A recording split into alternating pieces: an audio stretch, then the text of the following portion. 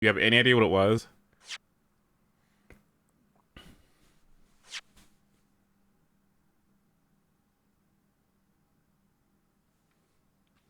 What haven't you seen in 9 years that I used to play a lot? Mega Man Battle Network? It's been less than 9 years. It's been less than 9 years. Engage, HOTS? Good guesses, but no, Engage wasn't out 9 years ago. Unite? No, I don't think that was out 9 years ago.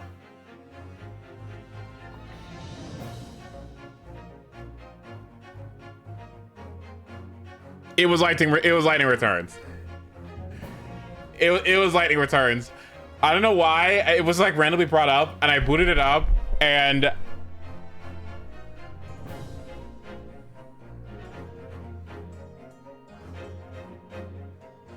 I put it down immediately. You know why? Because I checked, and I was like, I cannot play this again, because if I do, I'm gonna get into it, and I've already spent 735 hours of playtime on it on Steam. I am missing 4 achievements, but I was like, maybe I shouldn't do that. Maybe I shouldn't start playing this again. Is Echoes 9 years old? Is it really?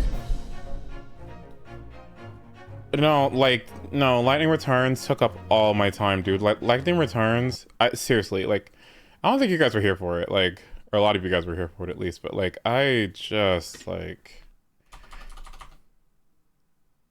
mm. Mm-mm-mm.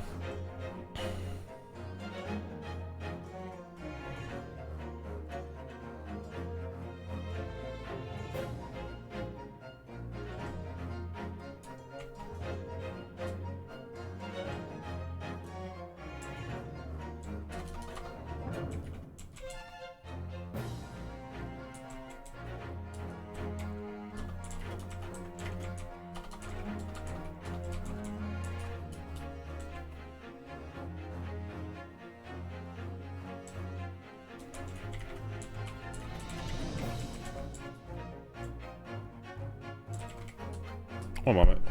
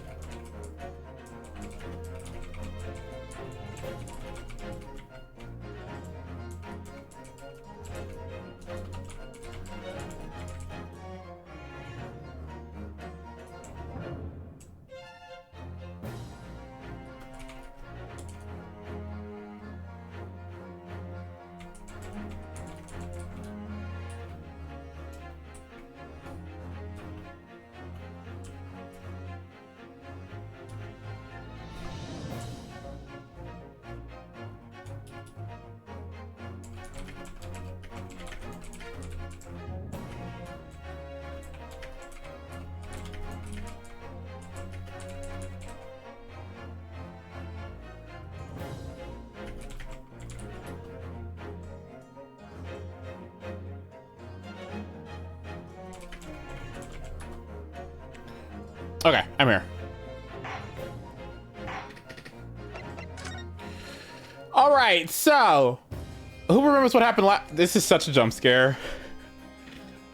I'm sorry. Like, whenever Ace Attorney games start doing this, like, get away from me. Get away from me. You're not supposed to be here. I think the only person who can... I think Clavier can do it, and he's the only one. Clavier is the only one who could do it without pissing me off. No, I'm at his house, but like, buddy. I don't know. Also, this isn't his house. This is okay. He's okay. Never mind. But like, I remember it too. Like when Edgeworth did it. No, get away from me. All right. Anyway, so what happened last time was we were at the World Fair or something. All the great minds come here to Britain. Turn of the century. It's a big deal. Expedition, great expedition or something. So they got science experiments. Our Chief Justice wants to push forensic science into the forefront of the world. It's a big deal. While they were there, some dude died in a science experiment, and so we're gonna have to prove him innocent, and the person that died was convicted or acquitted, but Von Zieks was ahead of the trial, so he kind of got punished for it, and it's like, but he turns out he's just some dude, so okay, got it.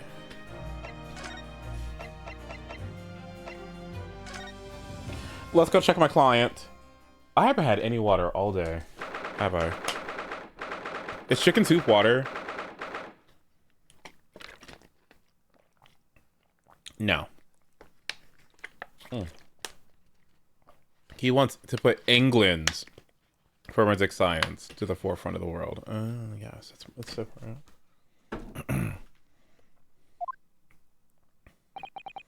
The warden said cell 11. That's this one. There's someone curled up at a ball at the back of the corner.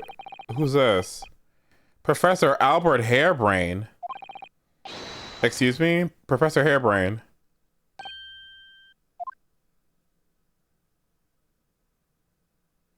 Hi, Scott. Who are you? I'm Ryunosuke Naruhodo. I'm a defense... a lawyer? Is this something I said? A lawyer, you say? Would you be here about the experiment? Are you going to defend my hypothesis? Your hypothesis? Sorry, yesterday's demonstration. That magnificent demonstration was... It was an out success by anyone's calculations.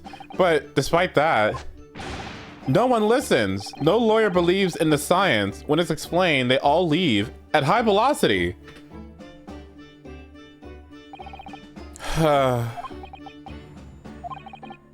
Now's probably not a good time to mention that your zeal made my concentration leave for a while too. I also know, Van, I did not watch the Starro video. If I'm 100% honest with you, I am very surface levelly trying to not pay attention to Sparksy at all. I don't want to get interested. I don't want to think about it. I just want them to hurry up and release Ashvale so I can sit there and just chill out. We can get our next banners. I can get my...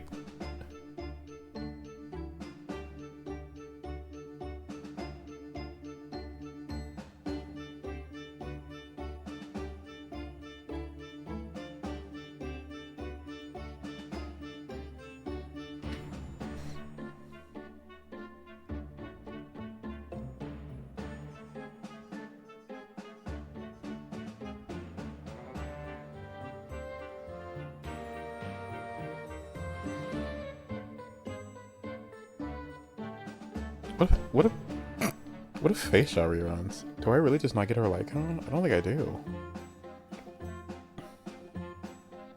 Am I done with Face Shot? And I just invest in the Asheville from this point? I think I do. Oh my god. It's weird. What about Robin? Am I just done with Robin too? She's in the shop? Oh, I think so. Anyway.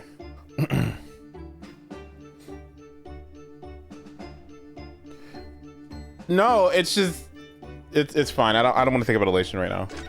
Anyway. All right, let's talk about yesterday's demonstration. We'll get there. We can talk about it, but we'll get there. You mentioned the demonstration yesterday. The papers have called it a spectacular failure. After all, a man died in an explosion, didn't he? Yes. You could interpret the results that way if you really wanted to.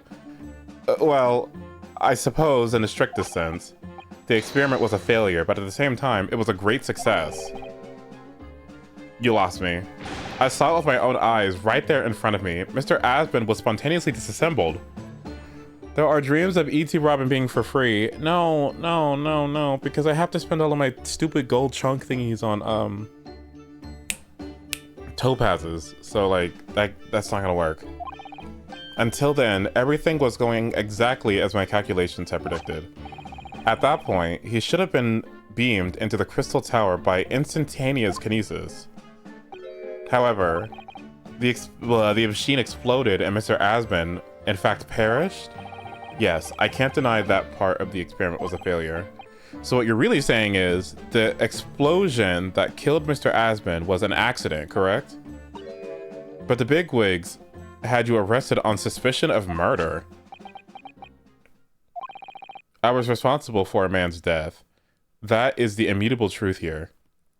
No, bitch, fuck you, because I want Woho too. Like, this sucks.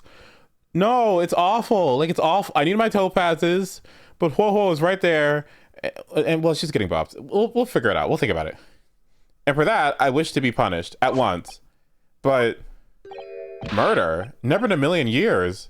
It was an accident. Simply an accident. I see.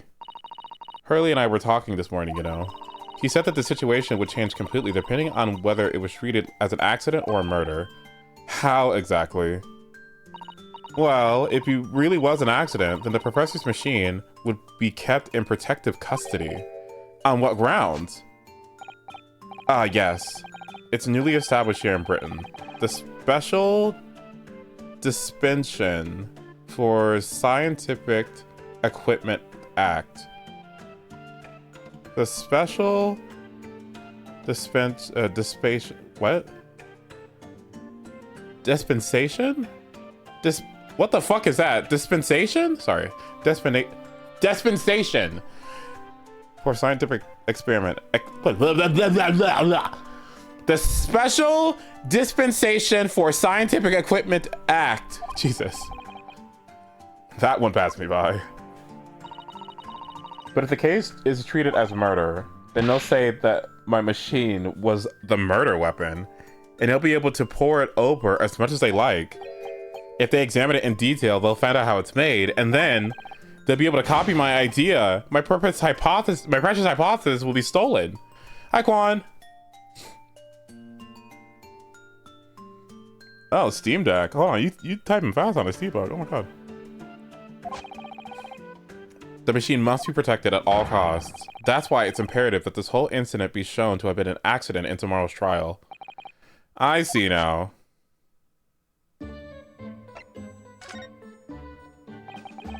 So in short, there was a terrible accident at the Great Expedition Showground yesterday. Yes, or rather no, the devil's in the details. Strictly speaking, there was a terrible explosion. You were demonstrating super high voltage instantaneous kinesis, weren't you? How fascinating! Humans, like all matter, are made up of particles that are held together by electrical bonds. So, it must be possible, using a sufficiently high voltage, to break these bonds and beam the particles through space. That's it in a nutshell. That's my idea, you see? That's my amazing hypothesis. Gosh, that's unimaginably high-level science. Oh, but dare to imagine it. Dare to dream of such incredible technology. Just think, one moment I could be here in this cell, and the next, I could be at the Great Expedition again. Well, yes, that would be incredible, but how would you delegate where the particles would go? How would you tell all the atoms where to go? And how would it keep your person intact? And what's to say that they would reform together and your specific DNA makeup. How would that even work? How would that work? How would that work?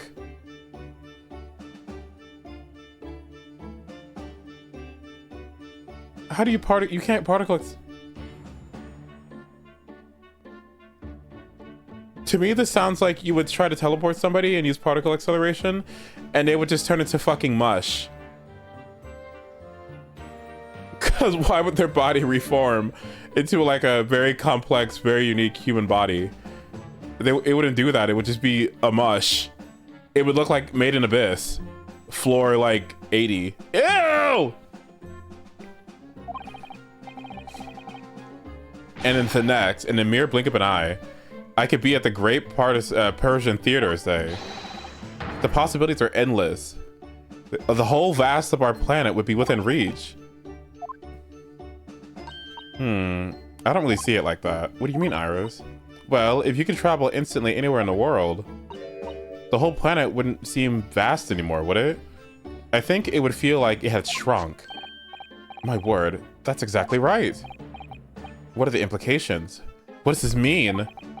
Have you seen that fake Capri Sun ad where that happens? No. Oops. That got Professor Bunny Brain worried by the looks of it. Clearly, this is yet another case of just because you can doesn't mean you should, I suppose. The point is, my calculations are flawless. The science works. But without a practical demonstration, it means nothing. And that's always the fly in the ointment. Because practical demonstrations cost a lot of money. Money that young scientists like you don't have. How old are you, buddy? 33? Okay, that's pretty young, actually, yeah. That's exactly it, yes. Hurley's always complaining about it. Says the government should invest more in science. Well, anyway, I bumped into him at the right time. I've met a well-known investor, Mr. Asman. The victim who died yesterday in a terrible accident, you mean?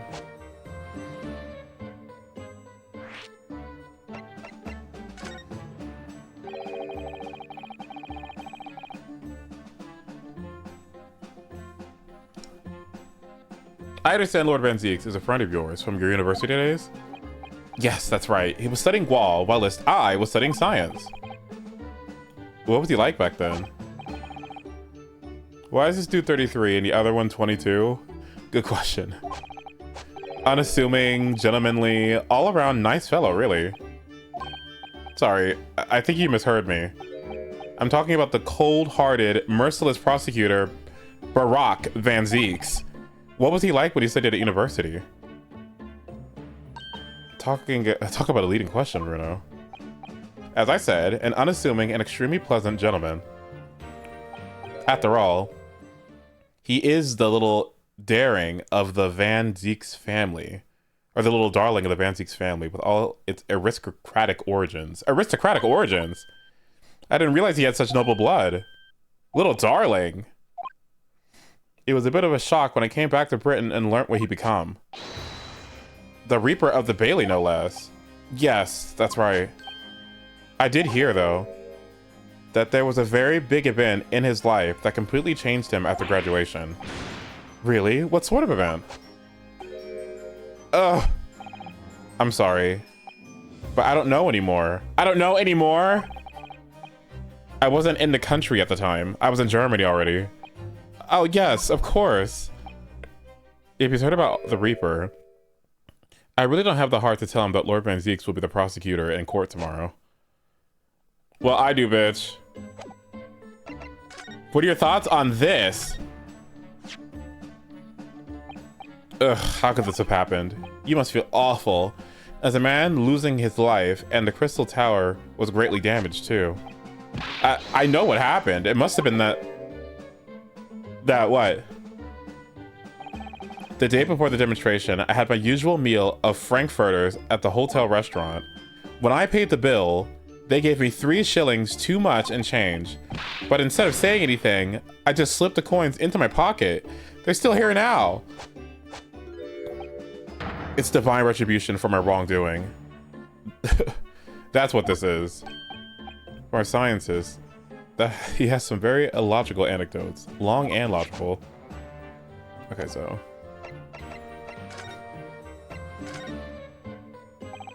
the full name of the man who died yesterday's accident was Odie Asman, wasn't it? What exactly is your relationship with the man? He visited me in my laboratory in Germany a year ago now. He said he wanted to invest in my immaculate hypothesis. I thanked my lucky stars. I see. So you hadn't really known each other until then. Money for scientific research. I'm so envious. As far as I was concerned, the man was an angel. Oh, really? An archangel, even. He was prepared to fund a practical demonstration of my hypothesis for the presentation at the Great Expedition. And if that went well, I could expect additional financial support for my research from the British government. Mr. Asman provided me with money and an exceptional engineer. He produced the machine to my precise specifications. But then your dreams were blown to dust in one enormous explosion. As you can see, I owed everything to Mr. Asman. I would never, ever have thought of taking the man's life. Well, he seems genuine enough. I don't think he's lying. Well, we gotta establish a motive, so what's the motive?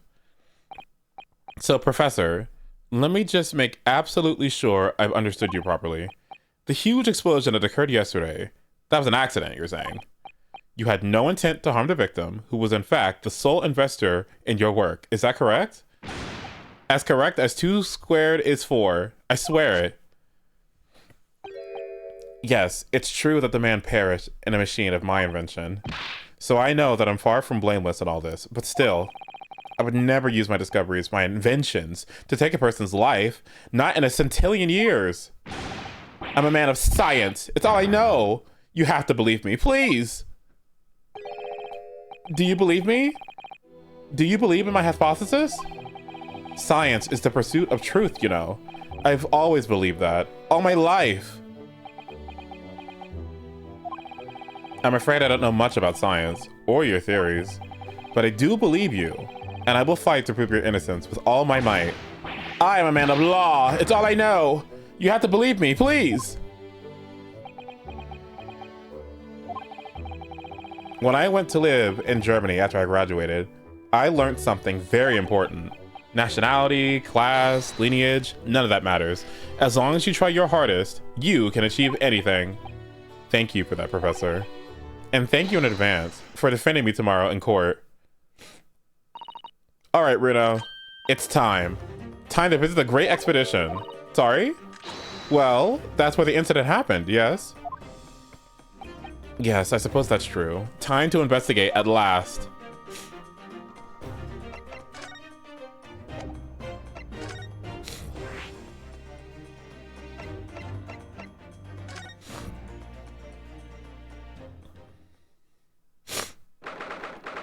What the fuck is that? I wonder who we're gonna see here. The showgrounds are a little too big for my liking. We've been walking around dense crowds for 2 hours now. 2 hours! And dense crowds? You know something? You know what I was talking about? I was talking to Justin and roommate friend of ours. And we were talking about amusement parks or something. And we were talking about going to Disney. Because I've never been to Disney, right? A lot of people gone to Disney. I've never been to Disney. So to me, I don't know what it is. But something about Disney being the most magical place on earth doesn't seem very magical when you stand in line for hours at a time, unless you pay like triple the price for like a ticket that lets you skip lines. So like, don't go unless you're willing to pay like triple the ticket price to like not stand in line. I don't know. Like, I've never been, so I don't know. But to me, wow, the most magical place on earth, and I'm sitting in line. Getting the sun beating my ass. It's magic because your money disappears. No, like, I don't know, something about it. Like, I want to go. It's like a life experience to go to Disney World. How many of you have been, press 1. How many of you have been to Disneyland or World? I haven't gone. I know a lot of people have gone. I haven't gone. And it's just one of those like big things that you do once in life, you know?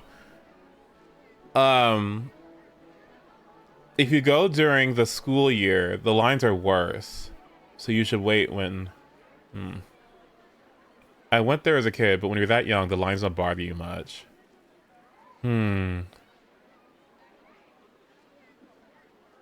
I went there for trade, right? Okay. I mean, are the rides that good?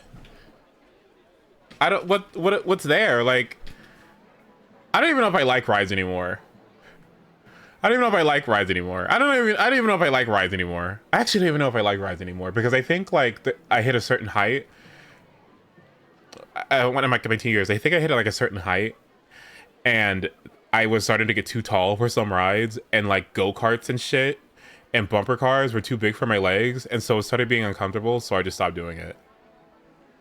I just stopped doing it.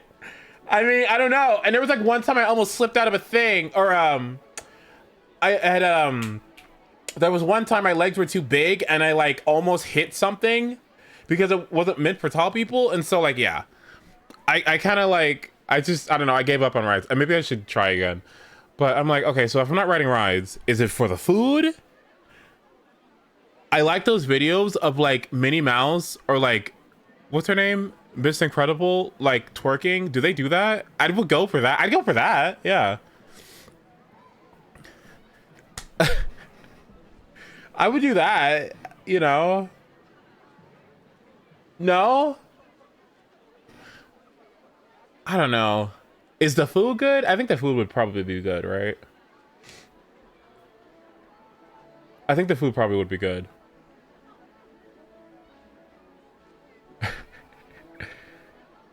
The food is good, but the price is. Okay.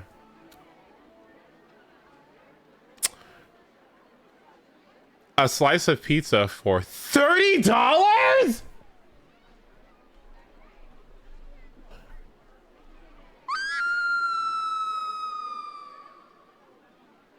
Get a turkey leg for $40. Are you actually serious? What does a pizza cost? $100?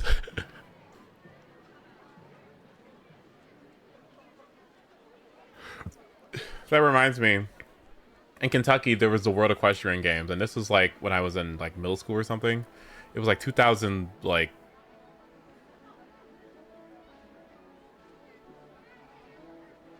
it was like 15 years ago, so it was like 2000. Hold on, what was that? World Equestrian Games. The World Equestrian Games.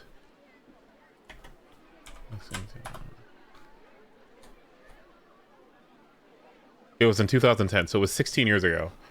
Oh god, back when I was 10. Oh my fucking god. So I went there for school. Oh god. I went there for school, and the World Equestrian Games, it's like this thing. It's like, okay, it's like this thing where it's a national championship held somewhere, wherever. It's like the Olympics but for horses. It's like a really fucking big deal, and you get like really rich people, like really, because listen, it is rich. There is money in this. Like you get princes and shit, like royalty. It's bad. And so they're all like really into it. And so they like come from all over the world to the World Equestrian Games, and it was here in the horse capital of the world. So I went when I was like 10 or something, and it was really great because it was like this big formative experience. You know, you got to watch some of the races. It was like a world. It was like a lifetime event here. So much people came here, and I remember, oh my god, I remember like chicken nuggets. It was like a chicken sandwich was $40. A chicken sandwich was $40 in 2010. It was 2010. They said bring money, and I knew that, like, bring money. In 2010, it was bad. It was bad. It was bad. No, it was a great time. It was a great time. You know, but oh my God. What is it with like vendors and people at events that just get off on making concessions so expensive? I understand that the demand is high because you're walking around all day, but what are you upcharging these drinks and food for? You cannot be serious. It's like Ticketmaster or something. It's like, it should be illegal. What am I supposed to do? Like, not eat all day? Oh. And they don't let you bring in food. You can't bring in bags because you have a gun. Oh, it's just bad. Oh, it's just bad. It's so bad. Oh, it's so bad. You can't even bring your own food. So I don't know. Like, I want to go to these things. Like, I would like to maybe go to. I mean, I don't really want to. I don't know, like Disney. Like, ooh. I don't know. It's weird because like it's like a life experience to have, but it's also like, damn, bitch, that money. Maybe if I get like, I don't know, really ahead of my retirement and like my emergency funds max out and I max out my Roth IRA or something, maybe I'm down and I'll try it. But I don't know why. I would just feel so bad. They say you're not the target demographic, and I'm wondering what it's like to be the target demographic. What do you mean $40 for a burger? And you're just like, oh yeah, that's fine. Yeah, what the fuck? What? I make that every 30 seconds. What? Sure. What? What? Pennies, actually. Let me check. Oh, sweetie. Oh my God, did you blow your nose? I don't have a tissue. Here, use this. Would this help? Hold on. Yeah, try that. I don't know. Okay, let me be right back. I need to grab some water. I'll be right back. Give me just a moment.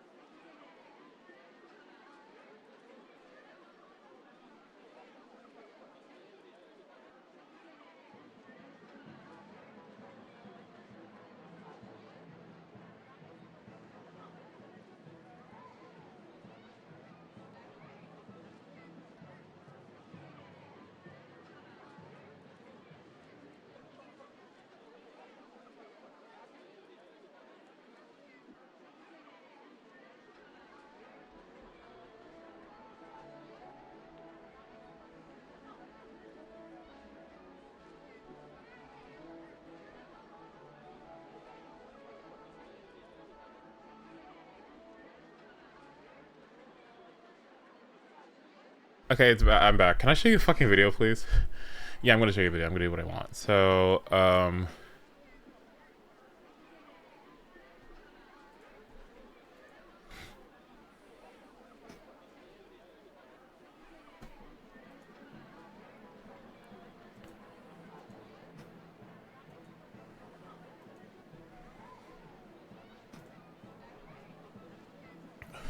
Okay.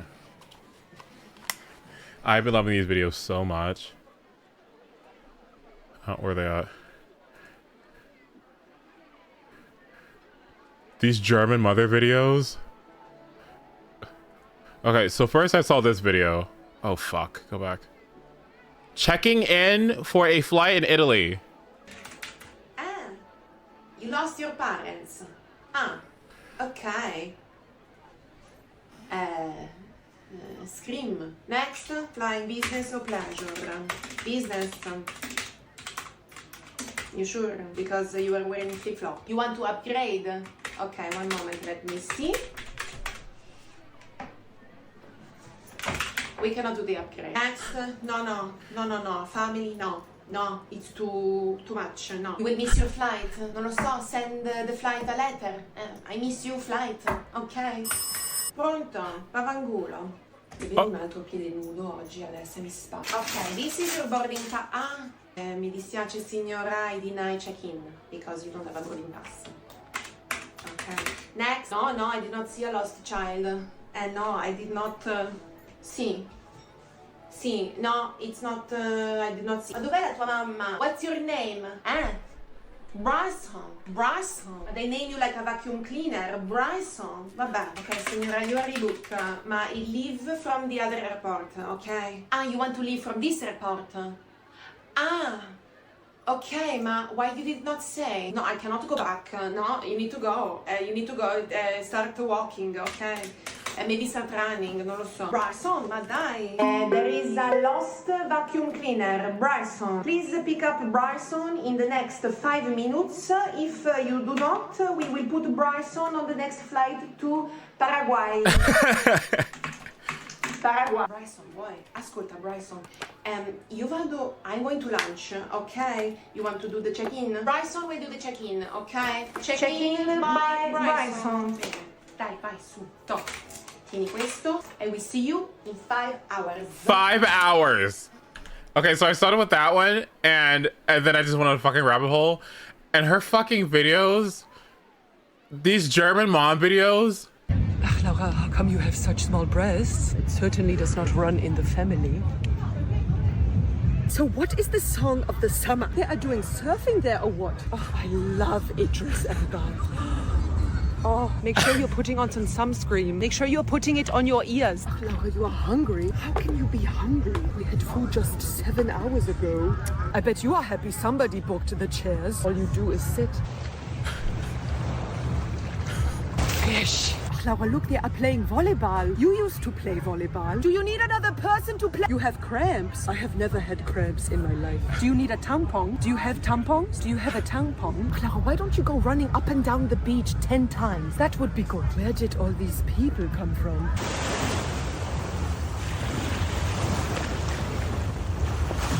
Idris Elba.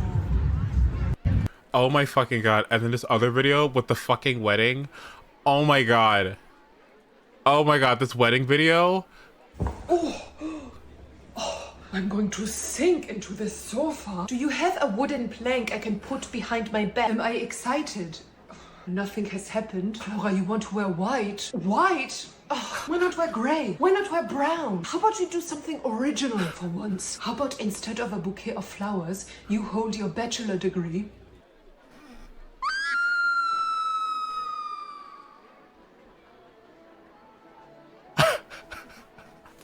Excuse me, what did you say to me? What did you say to me? Laura, why would I have water? No, that is not doing anything for you. You are going to be falling asleep because that looks like a nightgown. Laura, you look like you fell out of an airplane through a cumulonimbus cloud. Excuse me, can you bring us something that is not ugly? Did you see her glasses? They are so big. Ugh, it kills the face. I want to learn how to make the ultimate Caesar salad. Don't get strapless. It's going to be falling down all night. I know nothing will fall out, but what is a bachelorette party? What? I'm only sending it to everybody I know on WhatsApp. What am I wearing?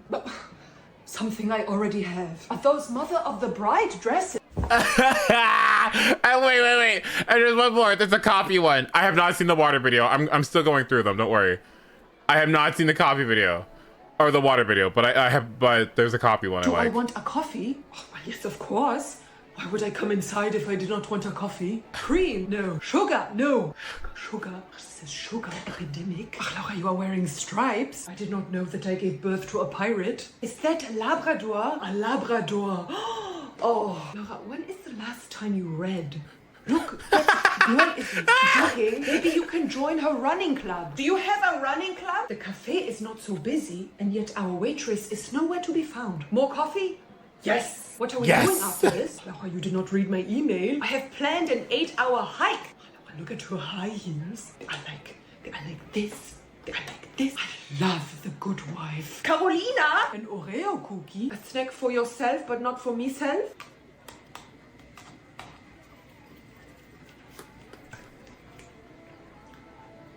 Do you have a nap? Sit up straight. Who are you texting? Who is it? What are you saying? What are you typing? And what did they say? Do I want a coffee? I need to go through and I need to watch videos of all different nationalities of moms. Like, I just do. I do. Like, I do. I really do need to go through it just so I can like learn. I actually, you know what? Honestly, the bridge into understanding culture could be just watching videos like that. Okay, anyway, those were fun. I love those. Those were great. I want to show you like cat videos too, but it's fine. We gotta play Ace Attorney. We gotta play Ace Attorney. It's fine. It's fine. Let's make progress. Anyway, there are a lot of people here, aren't there? I've almost been trodden on 3 times too. Be careful, won't you, Iris? Don't let go of my hand. We finally made it through the throngs. Made it through the throngs, though, by the looks of it. Here we are, underneath the public experimentation stage, where the explosion happened yesterday. Oh my. What's that? The British flag? I can hear the voices up on stage. It looks like an argument, or sounds like an argument. What is she doing here? Right, I've had it with you this time. I'm warning you, I'll arrest you in a minute. Oh yeah? Go on then, Spectre, give it a shot. You ain't got no evidence, and you know it. Wait, I know these voices. You got a cheeky little mouth on you, young lady, but a night in a cell will teach you some manners. Just try it, I dare ya. If you want that back a chance to ram down your throat. What is she doing here? Yoo-hoo! Gregsy, what are you doing up there?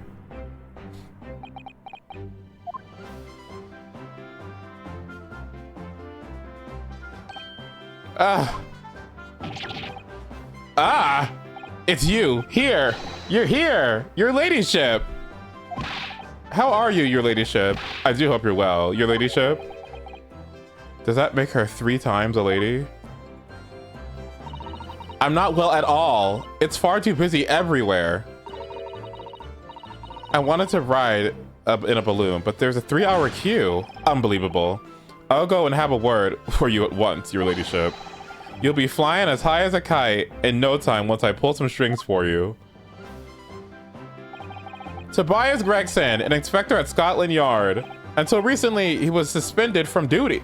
Whoa! Suspended from duty, but it appears he's back in action now. He's actually quite well known, appearing as he does in The Adventures of Sherlock Holmes, and for that reason, he can't say a word wrong to the story's author, Iris. But there are limits, surely. Or there should be. Watch it, Sunshine. Sorry. What gives then? Don't tell me you're on this case. Yes, I'm acting as for the defense. So we're here to investigate. Dear me, that's the situation, is it? Is it really that troubling? A measly 5, Bob. Is that all you got? You're a lawyer, ain't ya? You could stand to carry a bit more copper in your pockets, Mr. Nara Otto. What? Hey, that's my last bit of spending money, that is. You can have it back, but I have to charge you for it. For all the bother. 3 bob. 3 Bob. This is Gina Lestrade, a pickpocket or a diver, born and bred in the east of London. In the case that led to my own suspension 6 months ago, this is the young girl I was defending in court. What's your problem, eh, Otto? Diver, pickpocket? What's with the name calling? You want a bag of chips run down your throat and all, do ya? I thought you were proud to be a diver, Gina. You were just arguing with our Inspector Gregson about it, weren't you? I assumed you've been up to your usual tricks here at the showground. They ain't no way to talk to a lady, Otto. Half a year is a long time. People can change. Last game's case file, we saw that Gregson was colluding with the suspect in order to get his hands on some evidence. Colluding? I'm an apprentice now, learning to be a Scotland Yard detective. Detective? So you have to give me a... What? So you have to give me what everyone else... You have to call me what everyone else does. It's Inspector Lestrade now.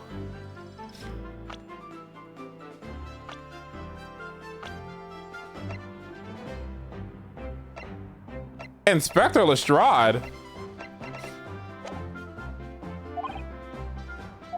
Inspector?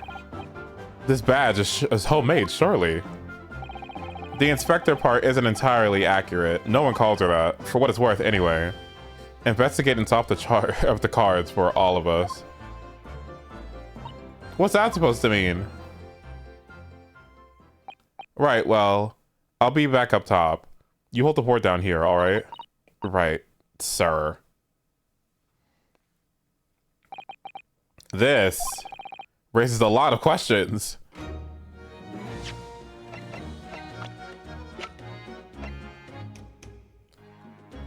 A mostly reformed pickpocket who's now a self-appointed detective inspector. She's really making waves in her new apprenticeship. Mm-hmm.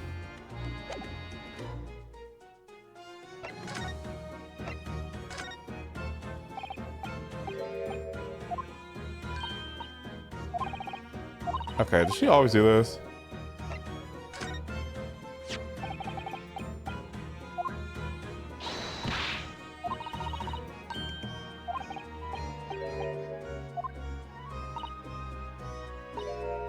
Mm-hmm.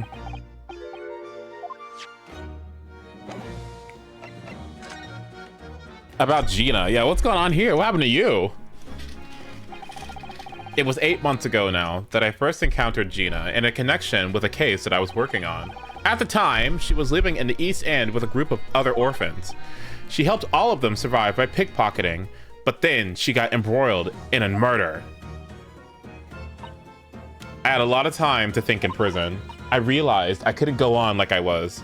The diamond weren't working out. Oh, I'm so pleased to hear it, Jenny. Well done. So, you went from being a pickpocket to a detective? You got it. Good, isn't it? Inspector Lestrade. Sounds like something out of a book, eh? Talk about a sea change.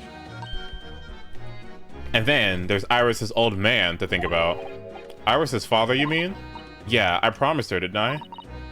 Said that I get all the police forces around the world to pull out all the stops when looking for him. Just a small promise then. Nothing serious. Oh, Jenny, you're so sweet. So anyway, that's how I came. That's how I come and had a go for the test at Scotland Yard. Only trouble is, I don't read so well, do I? Just a small problem, nothing serious. And that's when Hurley approached Grexy and asked for help. So the inspector said he'd take full responsibility for Jenny and make her a sort of a princess. That was very magnanimous of Inspector Gregson, and brave. Well, you know Hurley. He enjoys finding ways to make people do what he wants.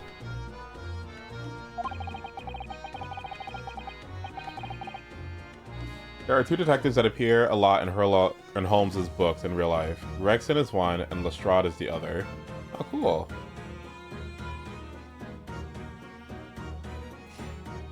The great detective likes digging for dirt, in other words. So, the long and short of it is, if you got questions about the case, you can ask Inspector Lestrade. Right then, Inspector. Actually, there's still a very big mystery surrounding Gina, isn't there? Oh, what, Bruno, what? Well, 6 months ago, Gina was a defendant in a trial prosecuted by the Reaper. A trial in which she was found not guilty, and yet, here she is still. Come on, you're not still on about that, are you? The Legend of the Reaper, or whatever it's called? Core, you don't have to worry, Otto.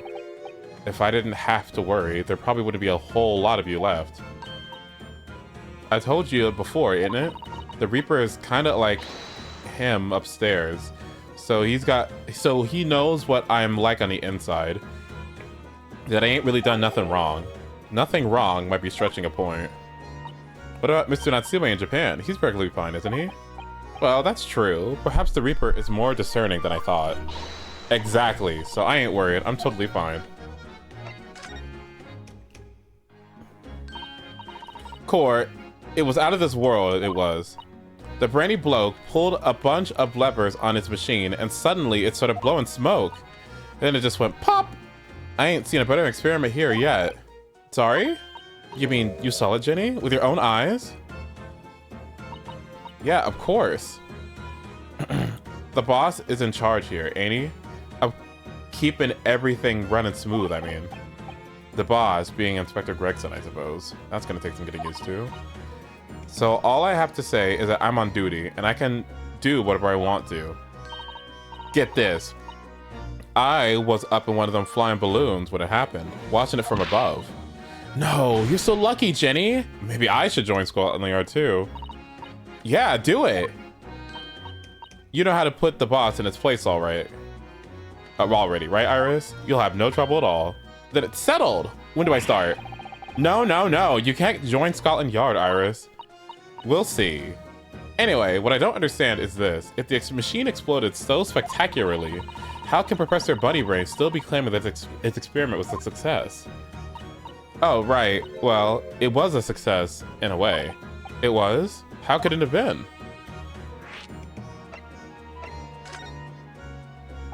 Surely after the whole machine blew up, no one could call the experiment a success. It's like I said, it did sort of work. I mean, yeah, there was a load of smoke and that whopping great bang. But where do you think they found the victim's body, eh? In the Crystal Tower over there. What? In the tower? You can see it for yourself, can't ya? Up there, above the scaffold. Oh, were all the glasses broken, you mean? Yeah, the cage what the victim got in. Started what? Oh god, what the fuck? The cage what the victim got in started with really did get beamed through the air or whatever and landed all the way over there. So you see, it did kind of work, didn't it? I mean, I don't get the ins and outs of it, but anything's possible, right? With science. Oh, I tell you what, you can have this. It's a plan of the experiment they drew up at the yard. Are you sure? Yeah, go on. I had 3 bob oppia before, so fair's fair. Thank you.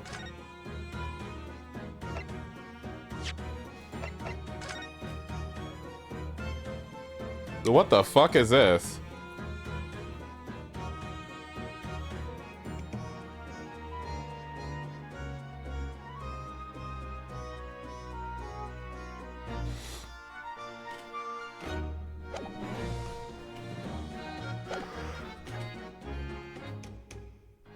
See there. Something Inspector Gregson said before seemed a little strange. For what it's worth, anyway.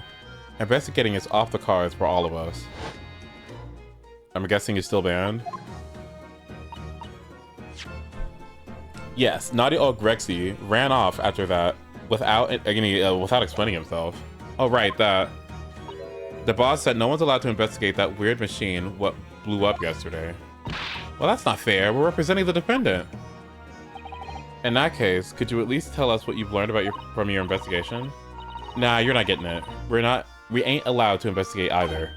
Why? What does the boss call them again? The forensic investigation team, I think? Anyway, apart from them, lot, no one's allowed to lay a finger on the scene. Bit funny, isn't it? So even Scotland Yard's own detectives can't investigate. Yes, I've heard something like that before. I thought I could have a gander on the quiet though, but the boss caught me at it. You probably heard him giving an earful about it before from down here, didn't you? It's not bleeding fair. I think you were giving him as much as an earful back, as I remember it. Yeah, well, sometimes I think it's all them chips what makes him so stubborn. You gotta say something to him, Otto. Go on. See if you can get through him. He's up on the platform above, isn't he? Where the machine exploded? We can try, can't we, Bruno? Grexy will listen to us.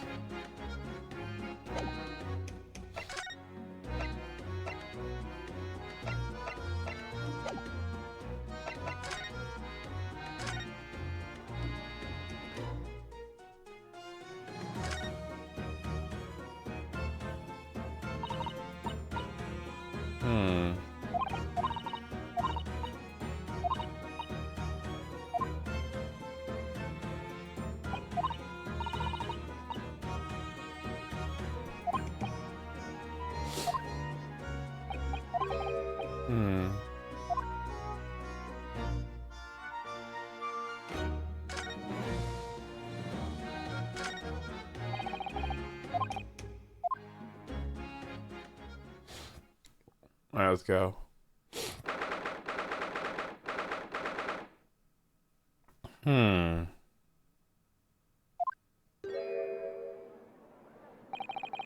So that's it, is it?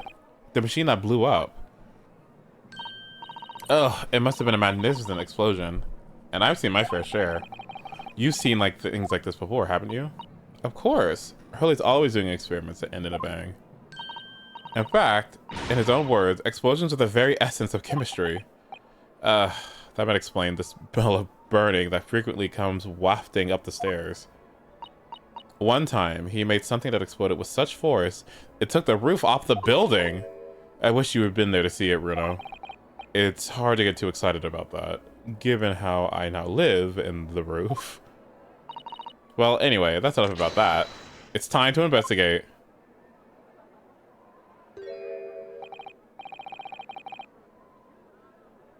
Hang on. Now I need to figure out... I think I know the answer here, but... Ace Attorney, all investigation themes. What's my favorite? Hang on. Wait.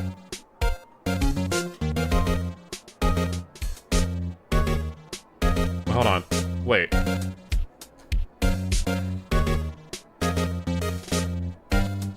Wait. Wait. Wait, it's so basic. Wait. It's so basic.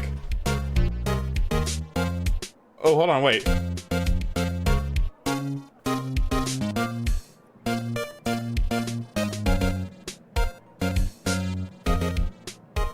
Wait, okay. Let's see. Justice for All. Nope. Turn that shit off.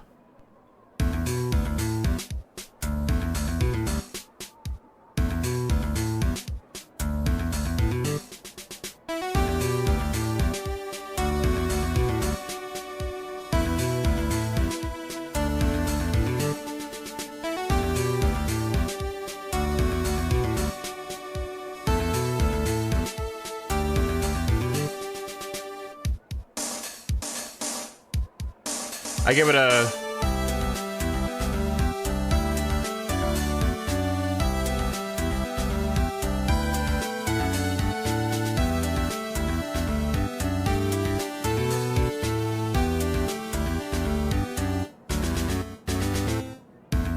I give it a B. Okay.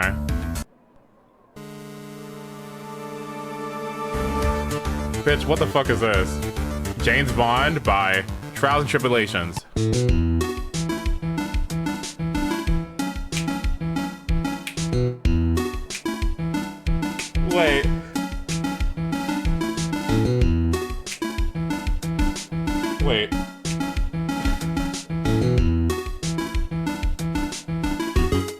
This one gets, hold on.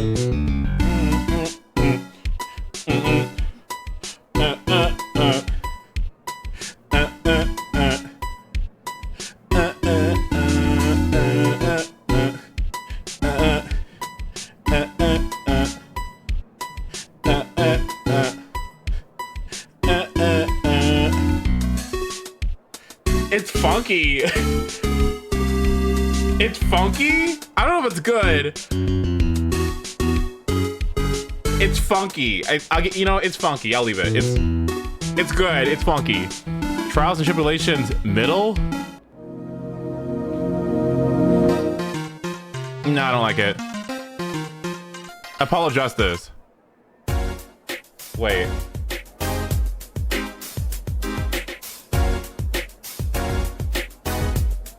Hold on. Wait. Yo. Hold on. Wait. Do y'all remember the case with the foxes? With the criminal gang family? Oh yeah. It's kind of urban. No, it's good.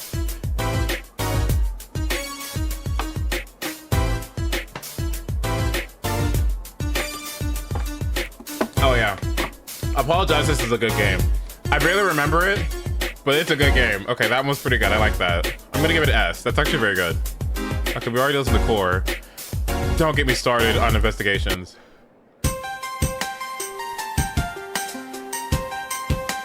Stop. Hold on.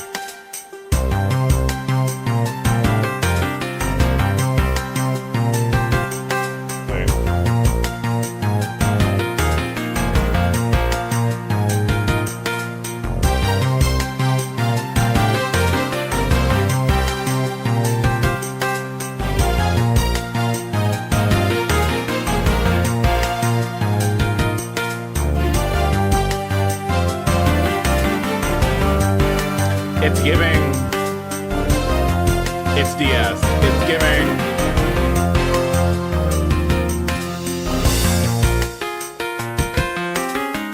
I don't want to keep going. It's a little boring. I know there's better. I know there's better. I'm gonna keep going.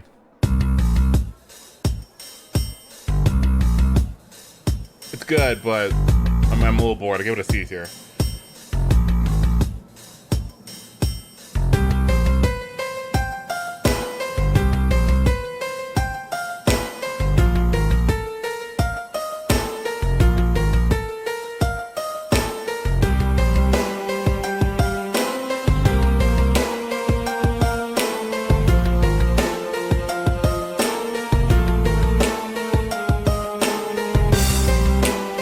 It is kind of cheap. Hold on.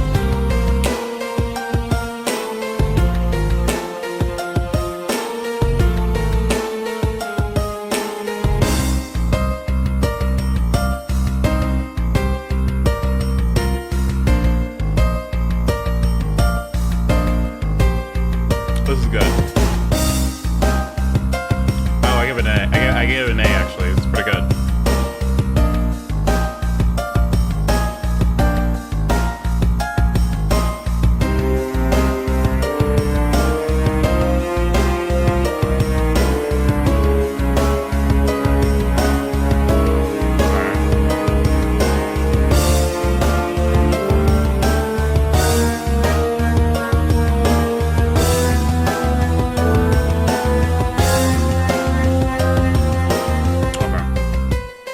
Not bad. I'll give it an A. Do we really want to listen to the best one in the series? I think we do. I'm sorry, this is so good.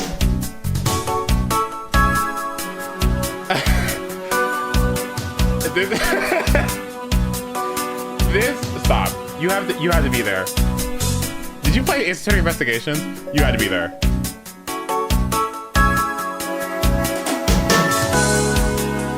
You had to be there. You had to be there. I swear to God, you be finding some good stuff. Somebody stole your phone, and you see some suspicious stuff in your sibling's room, but you need to investigate. But you're getting closer. You know your phone is somewhere around here, but you're getting close. You gotta find a contradiction at the crime scene. And what is that? What happens when you go in there and check that drawer? Open it up. And what do you hear?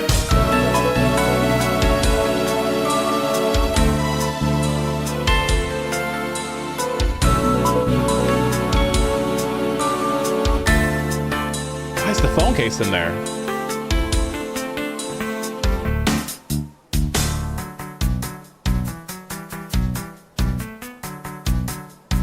Uh-huh. Tell me why. Tell me why my Find My Phone is telling me that the location is in the house. And tell me why my phone is moving and my sister just left the house.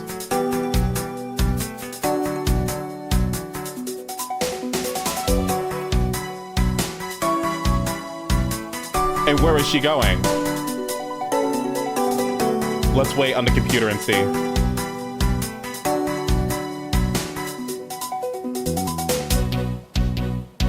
Wait a minute. Wait a minute. Wait a minute.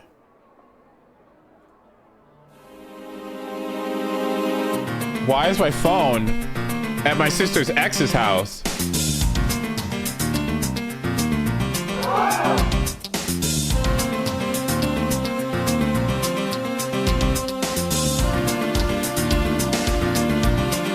But I thought they broke up.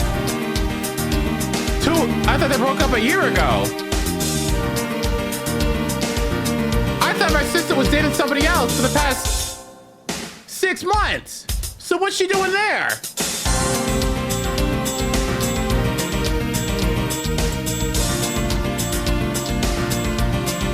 Oh, this is not good. Not only was my phone stolen, something weird has been going on. I must make my way there now.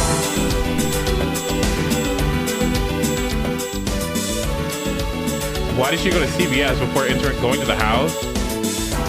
This is what I'm saying. That's what I'm saying. What is she doing? What is she doing? Let's go investigate.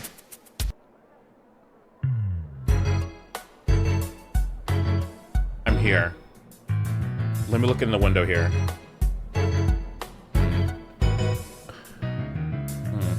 I see the ex's mom. Okay. What are they talking about in there? Okay. There's like tea. Okay. All right. I see. What is that? A CVS bag? What's in there? Looks like a card of some kind? Wait a minute. A card? Now, why would there be a card and a CVS bag and the mom here? And why didn't she tell me?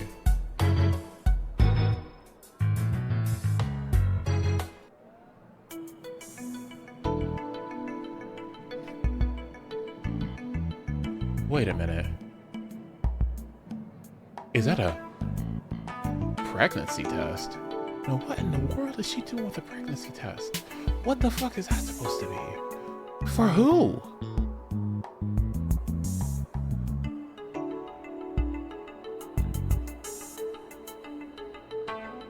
But who goes to somebody's house? Who goes to somebody's house with a card and a pregnancy test? What in the world is that supposed to be?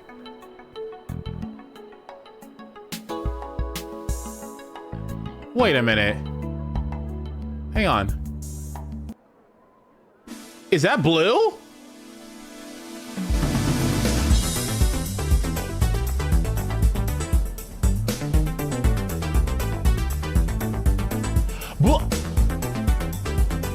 Blue? Why is it blue? What is blue? It's positive.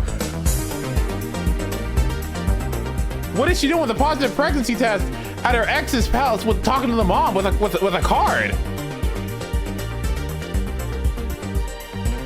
How can you see that? I'm using my binoculars. All I wanted was my phone. All I wanted was my phone.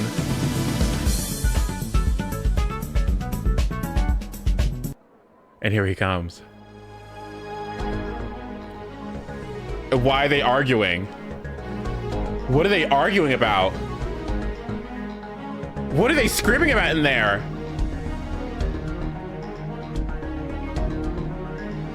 Balloons?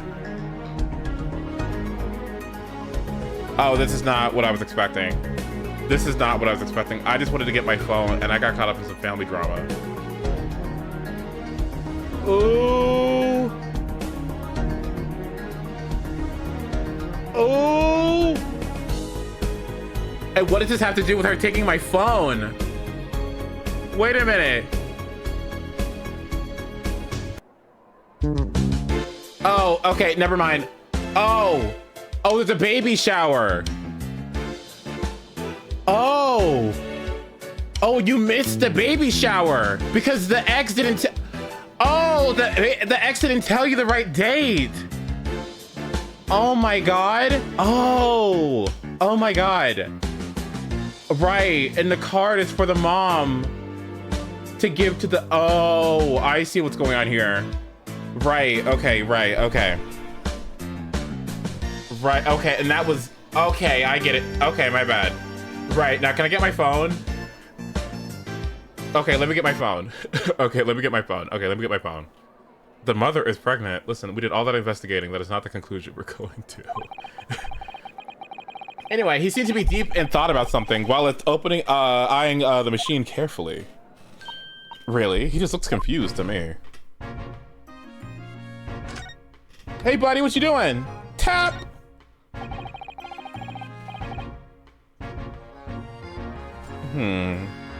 It ripped itself apart magnificently, didn't it? Magnificently and mercilessly. So someone stands in the middle of the machine to be disassembled and then beamed through the air. Yes, beamed. Not blasted, that's the point. Yes, that part's crucial, really. Is something like that even possible, though, Iris? Oh, Bruno, I'm just a child. How should I know? A child when it suits you, you mean? From what I can tell from... Oop! From what I can tell, I think you'd be able to pull this lever here. Stop! Don't touch that! Aha! That was practically instantaneous kinesis with the way you flew over here just now, Rexy. Please, your ladyship. I didn't mean to startle you, but I can't let you touch anything up here. So, I'm so sorry. You can have some of my latest special blend to make up for it.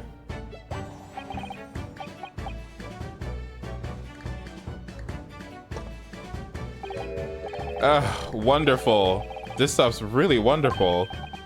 It's just like old times, this is.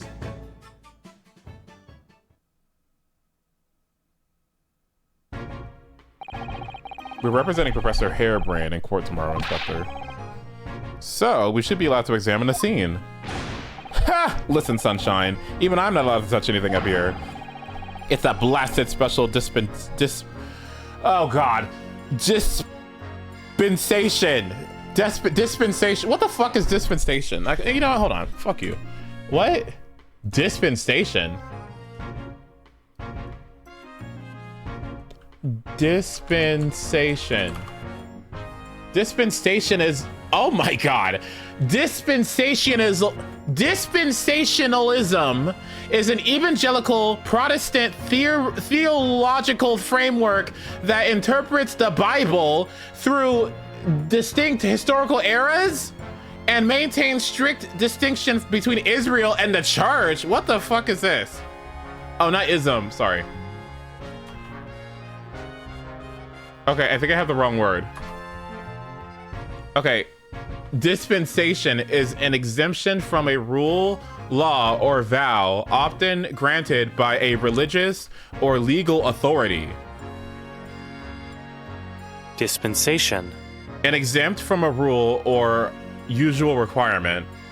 A system of order, government, or organization of a national, community, etc., especially as existing at a particular time. The scholarship is conveyed to a wider audience than under the old dispensation.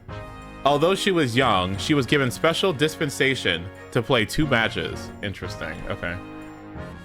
Dispensation theory, dispensation Catholic canon law. What the fuck? The Catholic Church? There are 7 dispensations of the Bible. What is going on? Okay, anyway. Anyway, it's that blasted special dispensation for Scientific Equipment Act to blame. It's driving me potty. Oh yes, that special dispensation. The professor mentioned that too. More red tape's all we need. I don't know what the government think it's playing at sometimes. But we're allowed to just look, aren't we? Eh? Surely that's all right, isn't it, Grexy?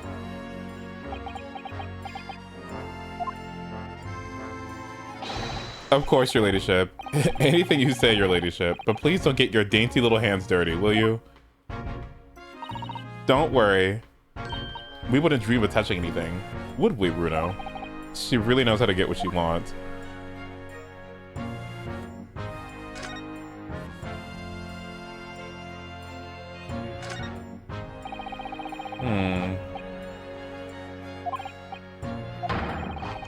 Touch anything, and I'll make sure I kill you before I get strung up myself, you hear?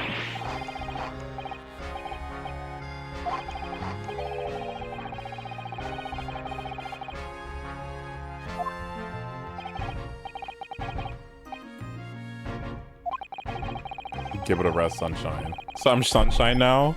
Don't call me Sunshine. Okay, actually, okay, you can call me Sunshine. That's cute. Sunshine? That's cute! Wait. It's Sunshine. Wait, don't call me that. Oh my god.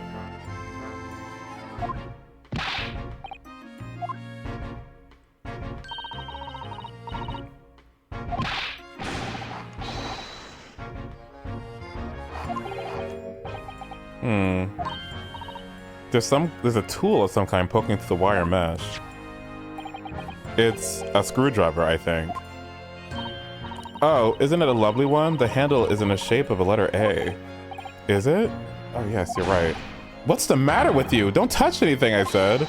Touch anything and I'll kill you before I get strung up myself, I said. Yes, I understand. Sorry. I only touched it a wee bit. But Grexy, I'm very curious about the screwdriver. Really, really, really curious. Of course, your ladyship. You're so clever, your ladyship. Fancy spotting something like this. But I'm afraid I can't let you have it. But Bruno found it first. I assure you, I'll investigate it thoroughly.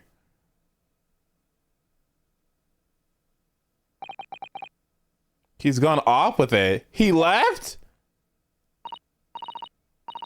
That was very mean. I'm afraid Inspector Gregson is going to make a very clumsy, embarrassing mistake in next month's installment now. Bro, he left? Oh, I'm about to say.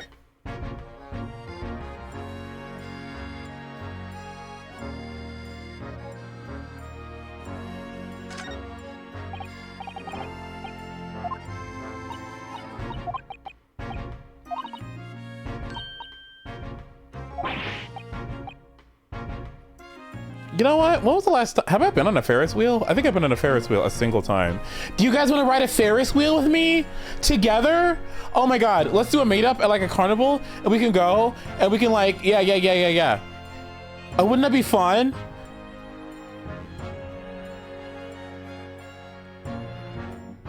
Oh my gosh, that sounds like so much fun. Maybe we could play that one Columbina song, the Ferris wheel one? Or the merry-go-round? I want to go on a merry-go-round! Wait, I want to go on a merry-go-round. That sounds like fun too. And like gay sit, like...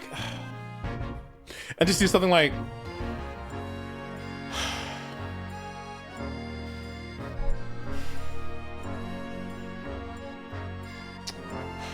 Yeah, that sounds like fun. Yeah. Spinny cups. Don't want to do spinny cups. Spinny cups. You know what? Let's have fun. Yeah, I'm down for some spinny cups. Why not? Yeah. Let's do some spinny cups. Oh! You get to choose 3 foods from the carnival. What are you picking?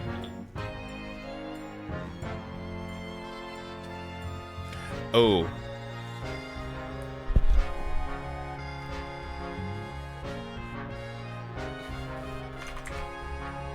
Hold on.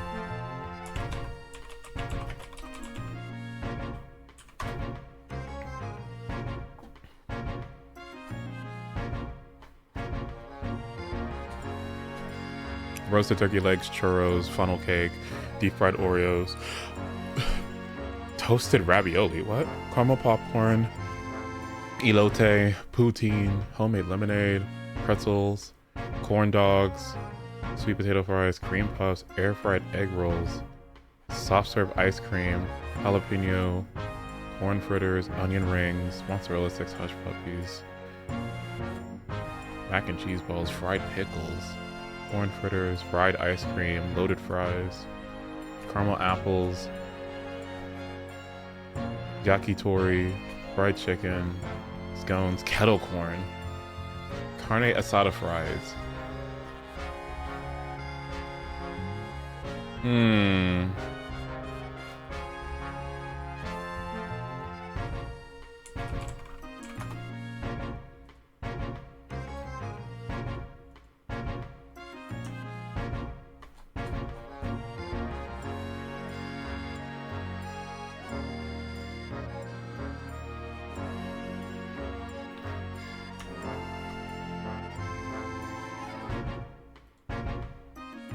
Caramel apples.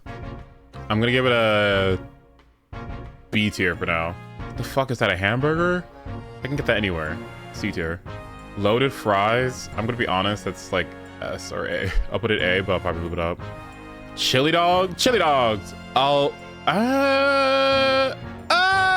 not gonna get that. I would eat it at home, but not at a, no. Corn dog. Remove the mustard and we're good. S tier. I didn't really like hot dogs like that, but something about like that breading, like please. Elote is not, I don't like mayo. If it doesn't have mayo on it, then S. If it does, then D. I don't like mayo. So I'll put it here, assuming it doesn't have mayo on it. Regular fries and ketchup by... What the hell is this? Frito? What the fuck is this? Frito jalapeno? What is this? I'll put it in C because I'm not eating that, but corn dogs are too sweet for me. Well, that's why it's the fair. You know, you gotta like open up to it. What makes chili dog a chili dog? A corn dog with chili on it? Or a hot dog with chili on it?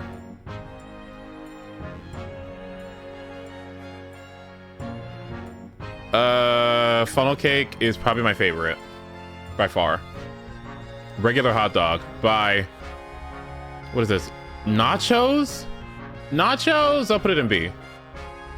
Onion rings? You know, I used to not like onion rings, but as I grew up, I'm starting to appreciate them, but they gotta be cooked. You know what I mean? They can't be like, I don't know. I don't like them. Like, okay, I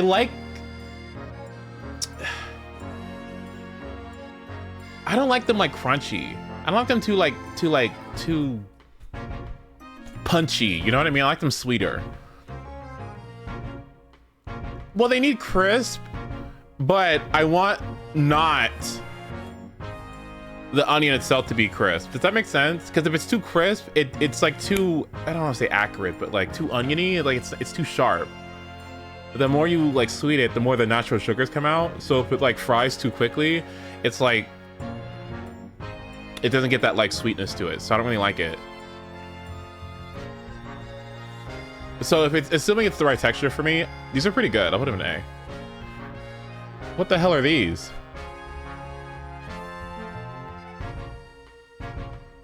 Oh, these are fried Oreos? These are sweet. I like sweet, but I don't know if I like that much sweet. I'm gonna put it in, oh, this is so shocking for me. I'm gonna put it here. They're good, but I think it's a little too much. It's a little too much. It's a little much. It's a little much. Like, it's good, but it's a little much. The powdered sugar's gotta go. Like, I'm not doing that. but it's good. It's good. It's good. Snow cone S. Sorry. Okay, hold on. Let's give Miss Miller. Wait, snow cone. Hold on. Stop. Wait, snow cone. Oh yeah. Like, come on. Please. Okay, hold on. I was trying to be adventurous. I got fried Oreos one time, never again. It's a lot. What is that? Turkey leg? Okay, now stop. Turkey leg.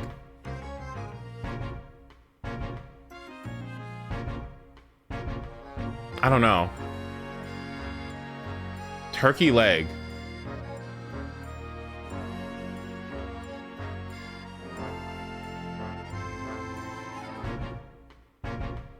I'm gonna move caramel apple up, don't worry. I'm gonna put it in. Is it good? That's the thing. I don't know if it's good or not. Do turkey legs have more fat in them? If they do, then it means more flavor. Hi, puppy. I'm gonna put turkey leg in A. I'm also gonna move caramel apple up. I mean, I would eat the whole thing. Yeah, okay. Turkey. Nachos. Yeah, this is about, yeah.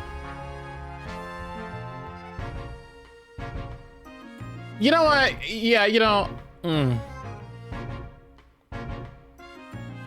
Okay, fuck it. I'm gonna put some nachos here. Yeah, yeah.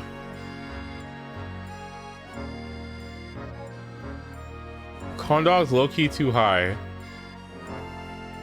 I like the skin. Well, I don't like the dog, but I like what the frying does to the dog. And it's like greasy. It's supposed to be like bad, but it's good. Okay, honestly, this needs to go up, and I can move this down. How about that? Fried potato rings. What kind of caramel are we going to? Hold on. Ketchup. Well, we don't eat ketchup here. We don't eat ketchup. We don't eat mustard. I'm talking about a plain, by itself, corn dog. That's what I'm talking about. Yeah, no, we're good. We eat mustard. We eat ground mustard in things, but we don't eat mustard. No, thank you. Ranch. You know what? Ranch. I gotta be in the mood for it. Ranch is very good, but I gotta be in the mood for it. You know, I can't be doing too much when it comes to ranch. I like blue cheese a lot more. Oh, I'll fuck up some blue cheese ranch. Oh, sorry, blue cheese dressing, or like some blue cheese dip. But ranch. I gotta. It's just sometimes the kind of thing. I never tried ranch on pizza. I think I feel such an aversion to a lot of condiments because of the way that like school just made some things disgusting. It's either the school food itself or it was just the fucking way in elementary school. I'm just thinking about the kids that just fucking inelegantly and just like slathered food and this sauce and like it was so messy and people would have it on their face. I just found it repulsive. No.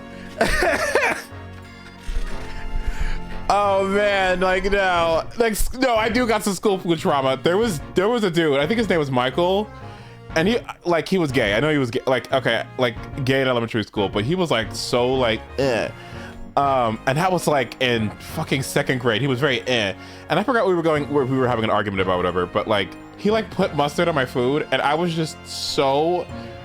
hungry for the rest of the day because I just didn't eat. I was so disgusted.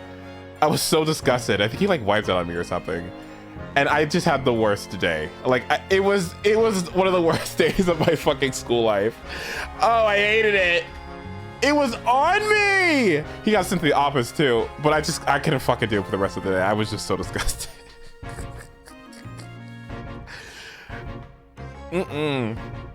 That might be part of it. Anyway. Oh God. I wonder how school lunch is now. Man, it must be tough for kids. Oh god, kids gotta compete with the internet, like AI, and then post Michelle Obama food. And you got like Republicans that don't want you to have free lunch. Oh, it's gotta be hard. Oh god. You gotta pay for that? Is it even that good? Maybe we all have the lunch program of Japanese kids.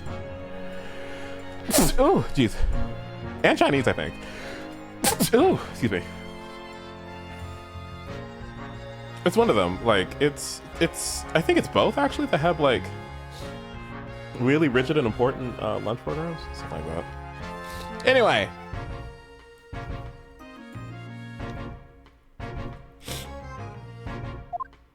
It's Korea too, right? I wanted to say Korea as well, yeah. I feel as though you might have submitted a new sort of right there, Bruno. Okay, let's talk.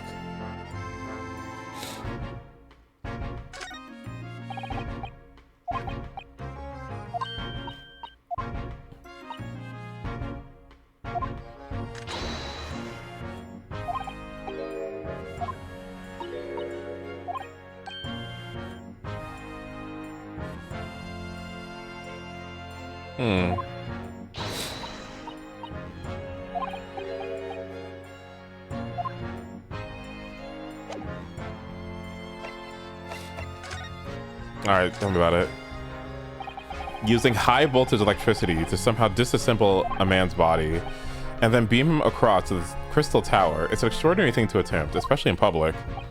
True, it was far from the most unusual of the experiments planned. It was by far the most unusual of the experiments planned for the expedition today. To be honest, I'm a bit surprised that it was allowed. Carrying out something so dangerous with so many spectators present, I mean, the government's doing everything it can to promote new science and technology at the moment. They're more worried about being ahead of the game than the spot of public safety infringements. If they can be the first to develop some new technology, it makes Britain more powerful in the future, you see. Yes, I suppose that's true in a way. So the powers that are placing a heavy emphasis on scientists' rights. I read that wrong. The powers that be are placing a heavy emphasis on scientists' rights at the moment. What sort of rights? They're making it so that any theories the brains have remain their legal property, as it were, right through developing it into a practical idea and even going into production, which is the infuriating reason us coppers aren't allowed to touch this crime scene, because the new highfalutin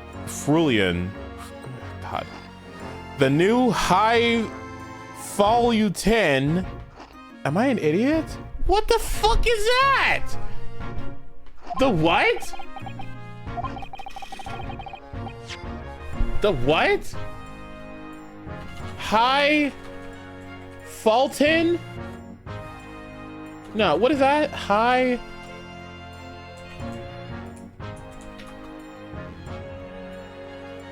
Highfalutin is an informal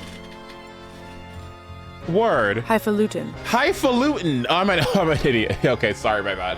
Highfalutin. Highfalutin. What the fuck is that? You don't want any highfalutin jargon. I know this word. Sorry. Pompous. Okay, my bad. Okay. Highfalutin. Anyway, because the new highfalutin special dispensation for Scientific Experiment Act forbids it. I see now. The only people with permission to investigate here are some brand new department at the yard. The Forensic Investigation Team is called. We've been regulated to keep in guard. The Forensic Investigation Team. Any old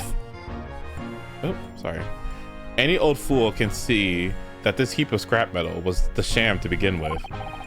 But because it says scientific equipment on the paperwork, we can't do a flaming thing with it.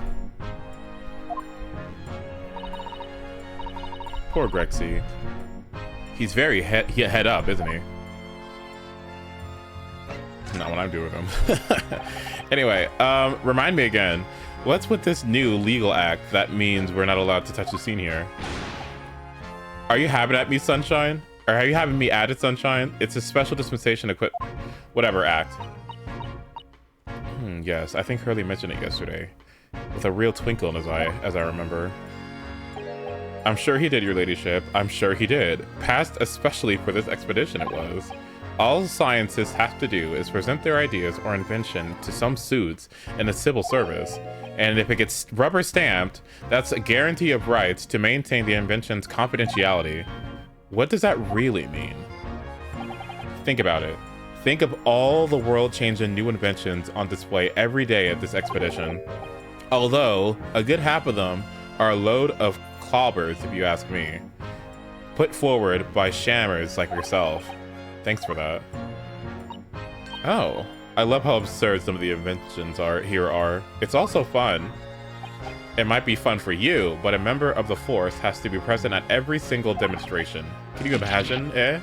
Hang science? That's what I say. Oh, I don't think so. That sounds like my dream job. You'd soon think otherwise after spending a day guarding all these shammers' bogus contraptions. But if they're all bogus, how could anyone hope to demonstrate them? There'd be no point. Yeah, well, there is a point, sadly. Sorry? Thanks to another of our government's bright ideas, if any theory or invention is deemed to show potential, then the government hands out a research grant. The scientist gets funding? Exactly, and that's what they're here after. All these shammers coming from far and wide to clog up Hyde Park. And who has to keep them all safe, eh? Who has to smile politely and welcome them? Us coppers, that's who. So you can see why I say it now, can't you? Hang science. Hang it! Oh, maybe I can see your point. Apparently, Professor Harebrained lives and works in Germany, now conducting his research. That's right. Came back to Britain especially for the Great Expedition, as I understand it. Probably one of the government's research grants. Probably after one of the government's research grants. Actually, we learned something about the professor earlier today. About his time in further education, it turns out he was at university with someone we both know, Lord Van Zieks. Huh? What's that? That's news to me. But if Van Zieks if Van Zieks mans the prosecution, then the accused, if Van Zieks mans the prosecution, then as the accused, the professor's fate is sealed, because the Reaper will get him one way or another.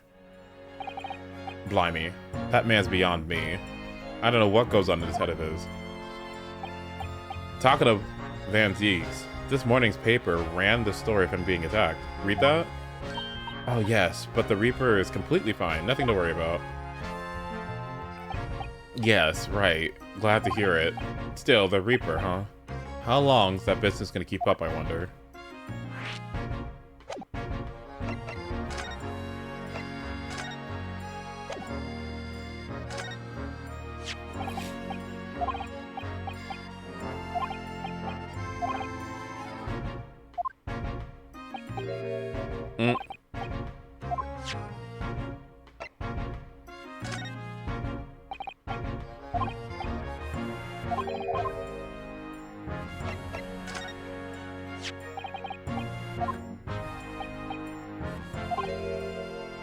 You might as well chuck it in a deep fat fryer. Oh my god. Sholm suggested I feed it to a dog. If you fry it first, then you can feed it to me. Oh my...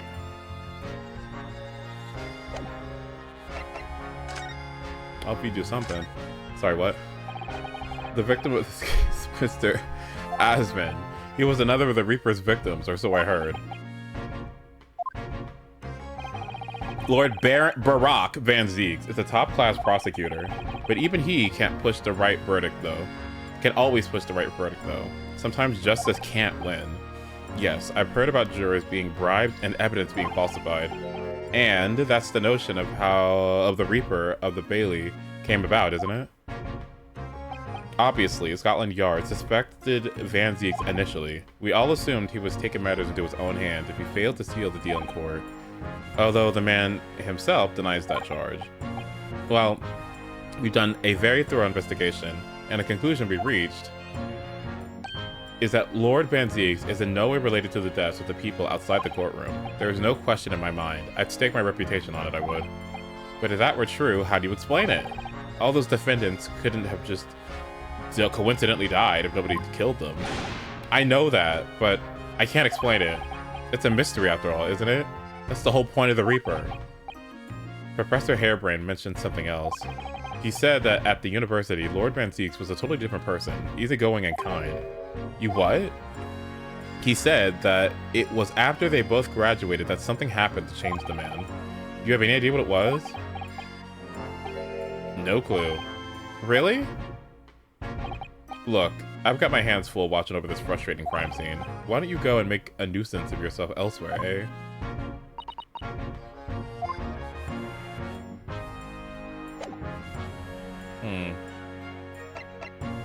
You know, they really are driving the point home that all of this has to do with Iris' father. Is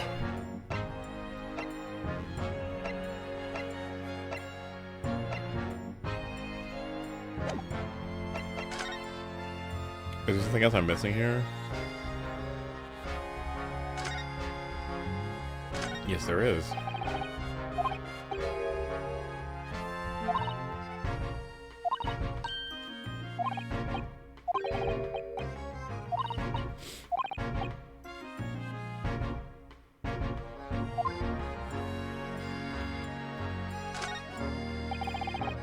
These balloons are important. I think the balloons might have something to do with this case too.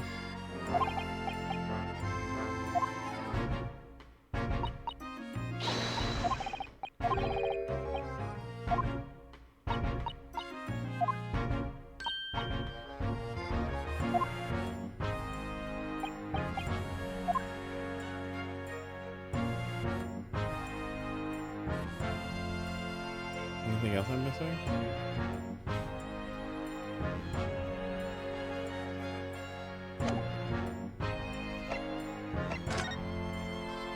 Anything else I'm missing?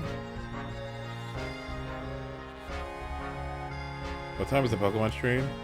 Ryza, it's 9:30.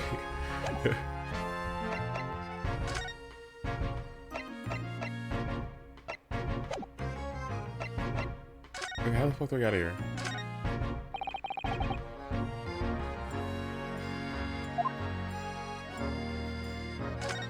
Okay, how do I leave?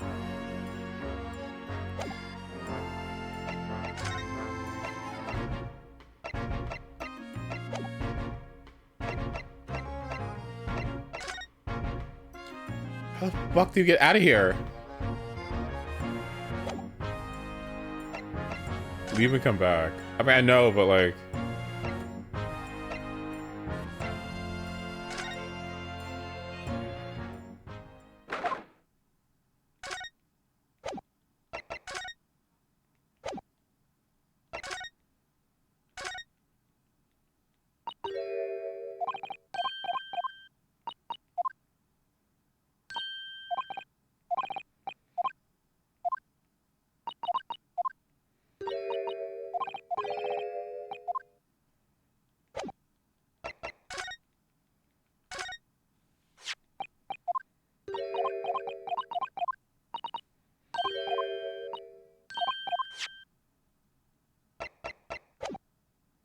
You did ask earlier, that's why I'm like, what?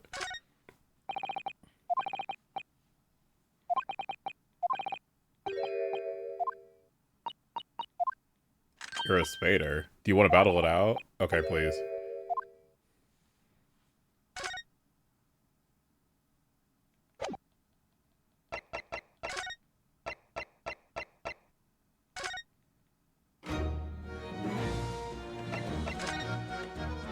Yeah, what's going on over here?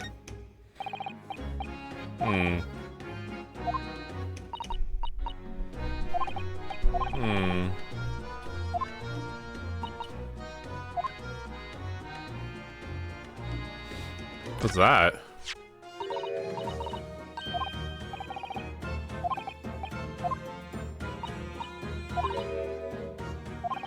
We should keep it.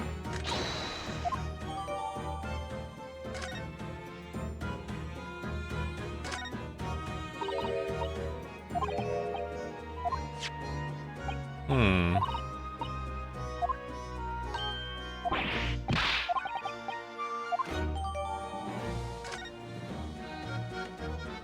Okay, we got everything, I think.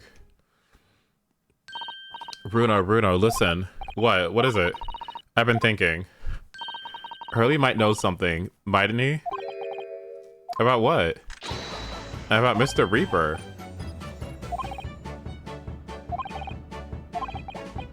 Hmm.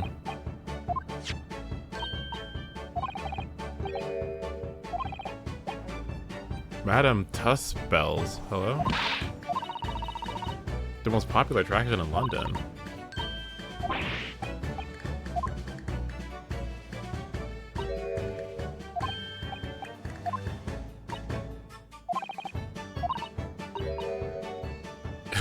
He told me, but he told me to keep it a secret from you.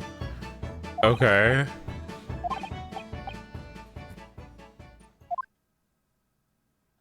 Then let's go.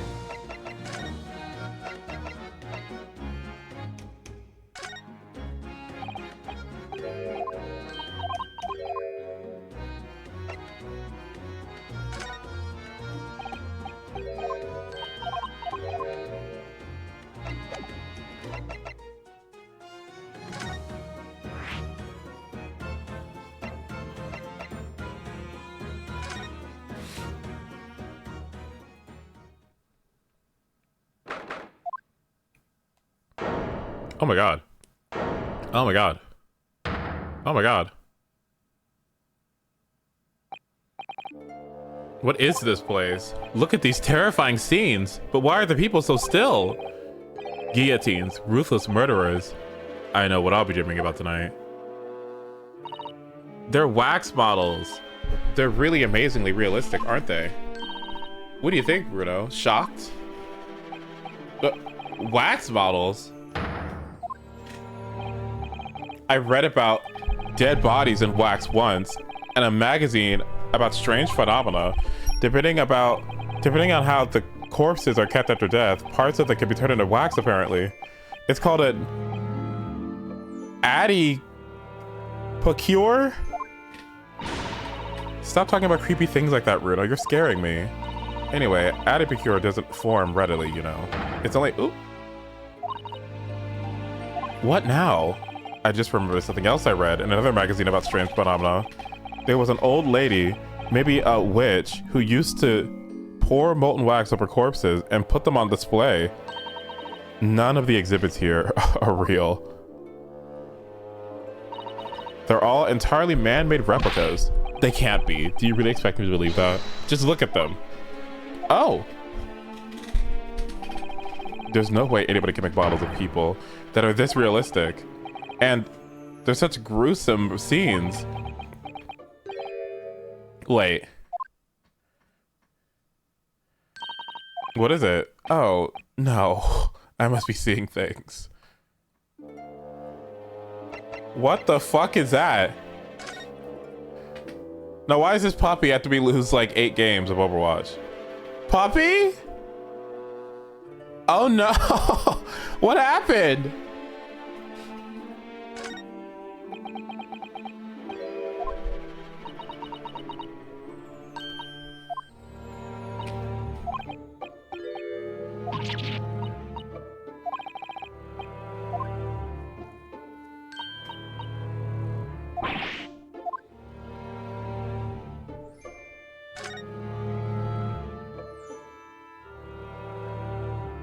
Puppy when he has to play with a cat. I don't know. I'm kind of switching up a little bit.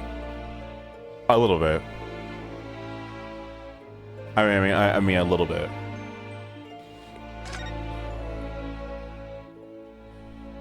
A little bit. Like I mean a little bit. Like a little bit. And I promise you, you just don't be a superhero. Don't be a superhero. Don't be a superhero. Get your tank back to the fight quickly so you can fucking, you know, regroup and do a new fight quickly, right? I don't have to walk all the way back and finish off low HP targets and deal with like people on high ground by themselves. I think that's the way you play her, and you can like shoot at off angles too. I think the off angle part is actually really good, and the heals are very nice too. So there are things. It's just you have to be not an idiot.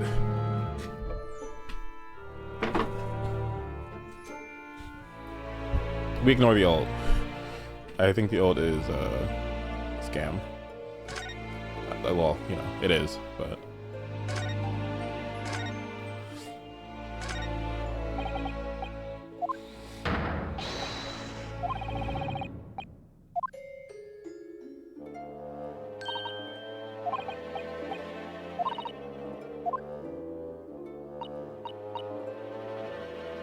you can kick this early and he doesn't move a muscle. You can't go around kicking the...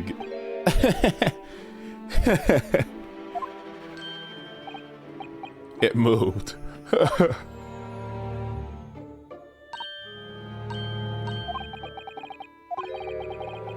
Beads of sweat on the face. Uh-huh.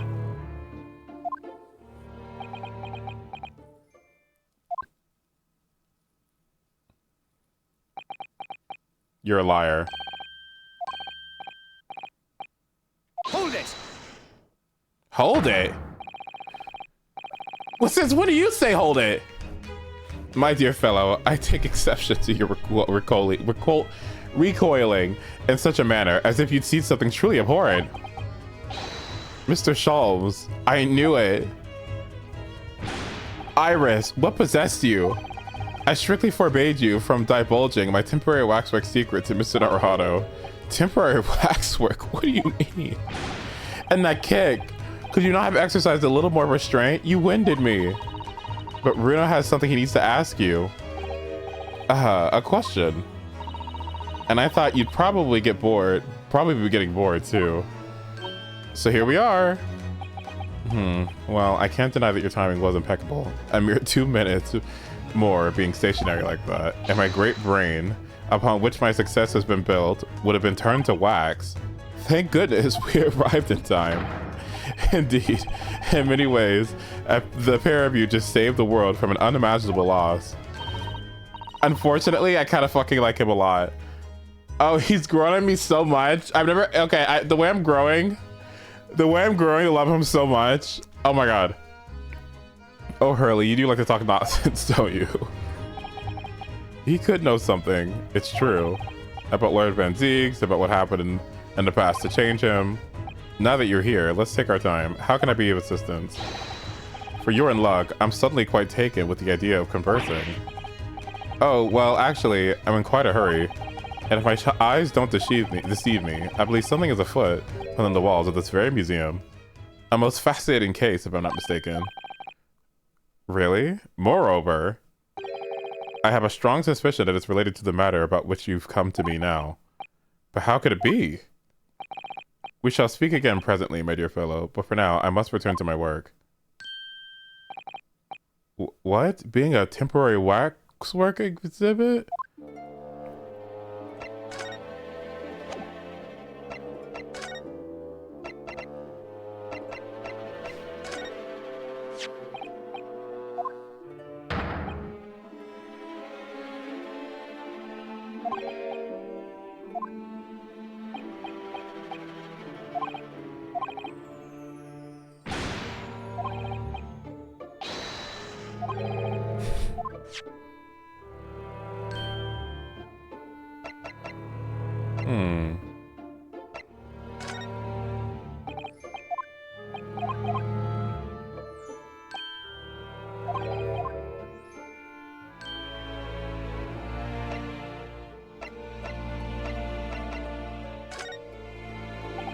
Nothing? Okay.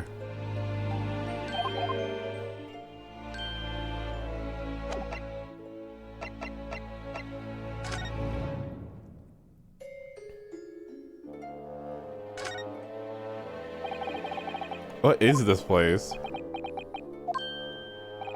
Madame Tussbells came to London from France 3 years ago, I understand. Since she opened up this little waxwork museum last year, it's enjoyed great popularity in London. There are museums like this in Japan too, but these displays are something else. I mean, they aren't made from actual people, are they? Extreme realism of these waxwork models is a particular secret of the Tuspils family, they say. They earned renown during the French Revolution for their waxwork of victims and of the guillotine. Ugh, that sounds grim. The gruesome scenes were portrayed with such realism in the expressions of the faces of the condemned.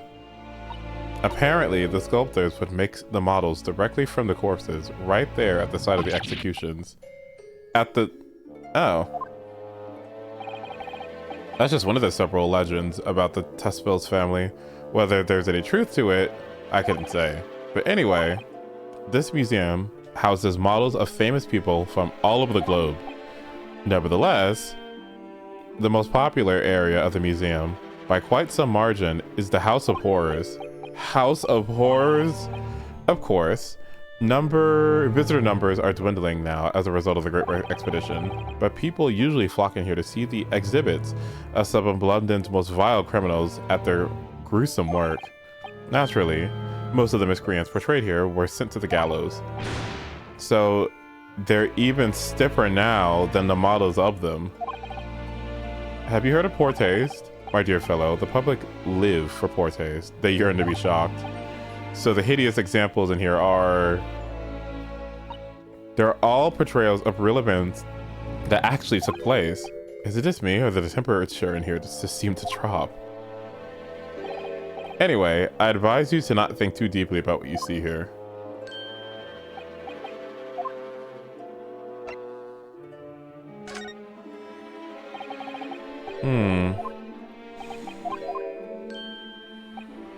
I'm part of the exhibits, right?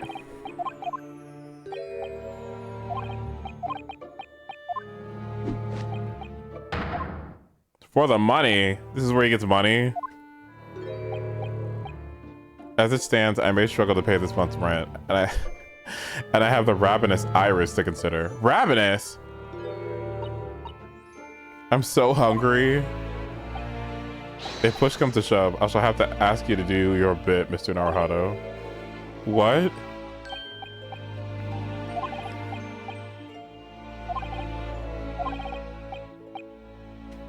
Ignore me at your peril.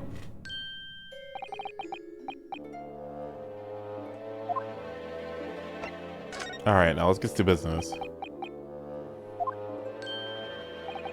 Well, what is it you'd like to ask me then? Actually, it's about Lord Van Ziegs. Ah, our friend Mr. Reaper. How did you find him? Well, I trust? And so I filled Mr. Sholmes in about everything I'd learned. About Lord Van Ziegs, about Professor Harebrained, and about the strange coincidence they had been at university together.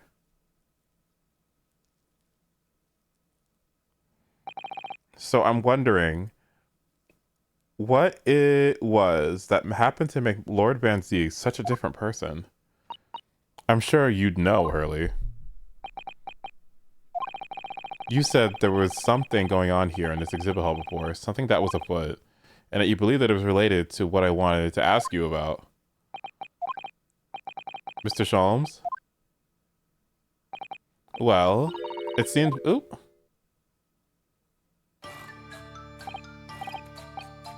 What the fuck is this? It seems we've reached the unavoidable... What? Greetings. Hello. And what is she wearing? Hello. I hope you're appreciating my museum. Sorry, have we... Mr. Sholmes, do you know this? Not again. My apologies. I'm Esmeralda Tuspils. Esmeralda Tuspils. This is my museum of waxwork. You're the Madame Tuspils? Bien sûr. Though only 26 years young, might I add. Is that significant somehow? I'm a madam in name only. It has a certain je ne sais quoi. What did you say to me?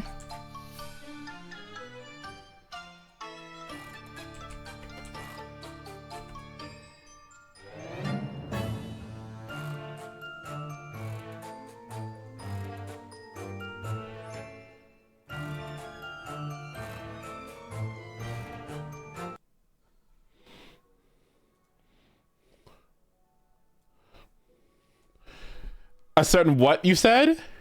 Did you just say? Je ne sais quoi. Sorry. That's what I'm saying. Oh my god. Stop. I can't even think about it. I can't think about it. Nothing lasts forever.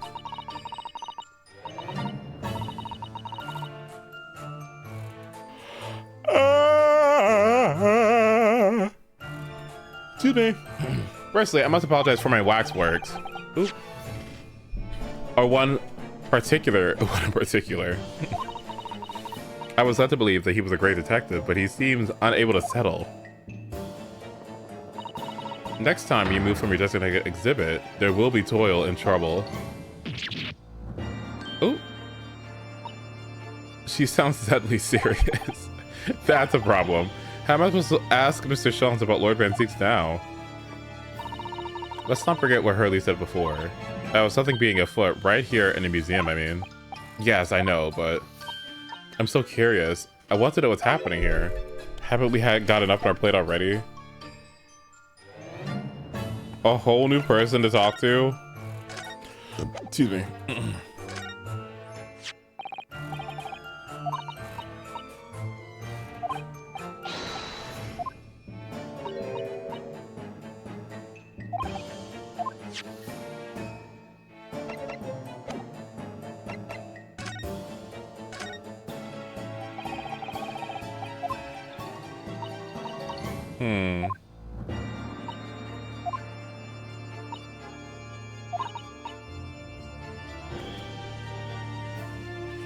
What the fuck is checker? What is that? Okay, stop. Stop. Oh my god! You better stop.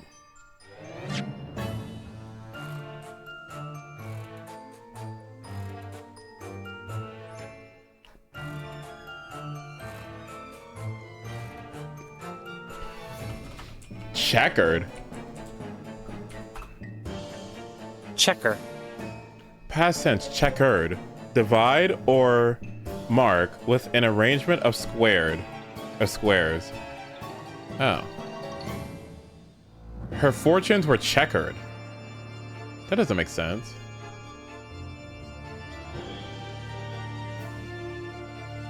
What?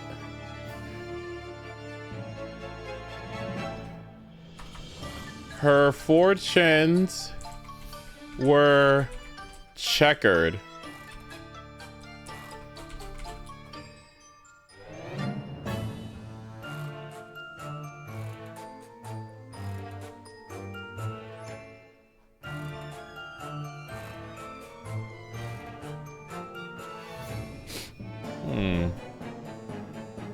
He had a checkered political career spanning 40 years.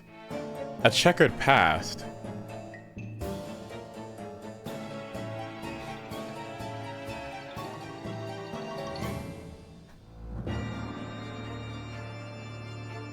Oh, inconsistent, mixed, varied, diverse. Oh, okay, I see. Interesting. Living through the turbulent times of the French Revolution. Okay, I see.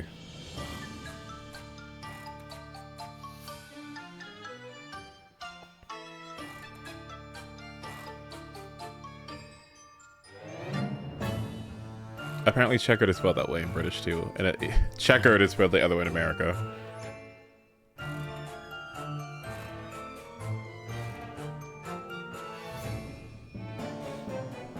My exhibitions are a reflection of society. I only create that which the public wishes to see.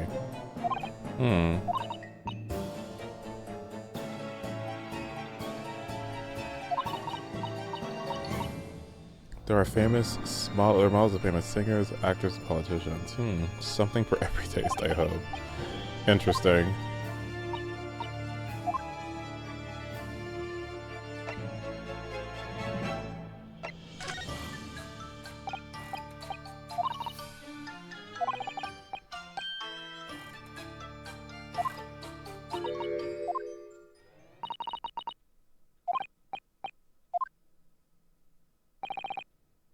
Oh. A wax model is a work of art, not some tawdry object portrayed. Leaving the exhibit again when you should be working. Do you wish to be melted down? My dear Madam Tespos, save your reprimands. There are more pressing concerns. The wax can wait. It's our ideas about your current problem we must throw into the melting pot instead. Personally, I would advise you not to involve the police. Why ever not? She's turned as white as a sheet. Because you have at your disposal a great detective whose services you may employ for a mere 50 shillings. Though please be aware that I insist upon payment in advance.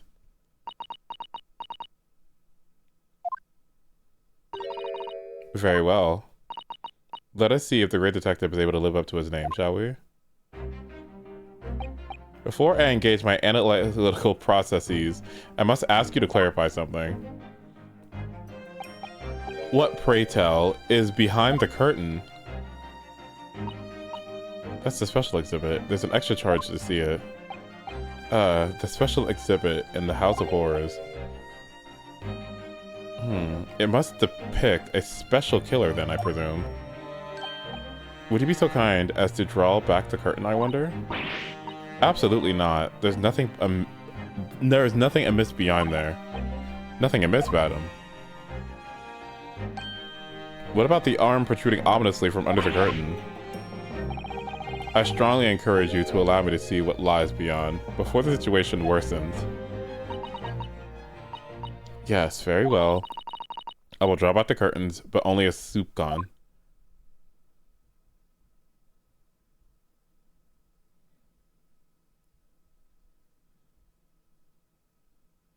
Girl, what the fuck is that? Oh dear God. A graveyard.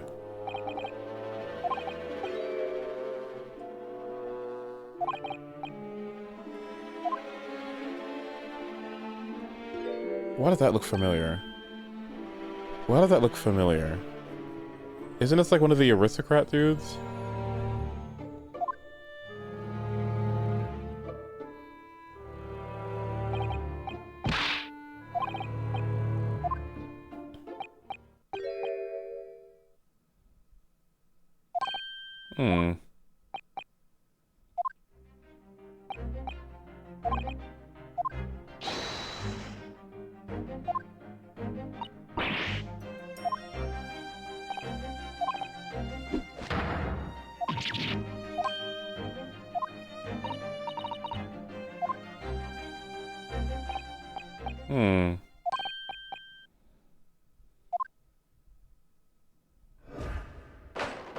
The great deduction. The game is afoot, is it?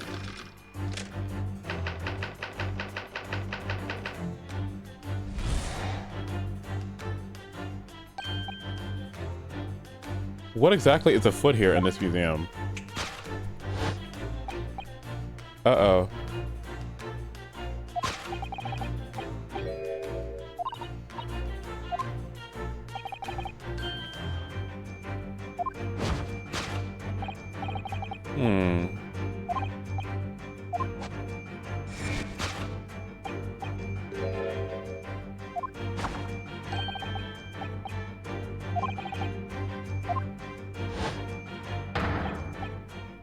You sold the infamous killer, the centerpiece of your special exhibit, for some 200 pounds.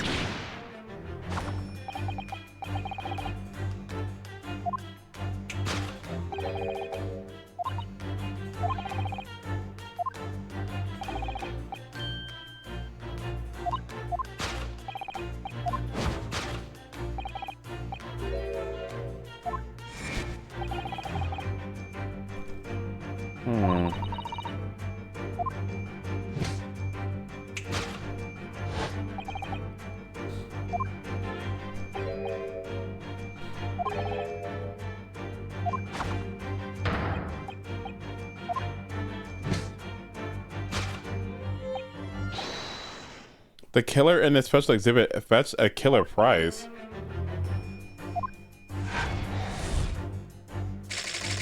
sold for cash.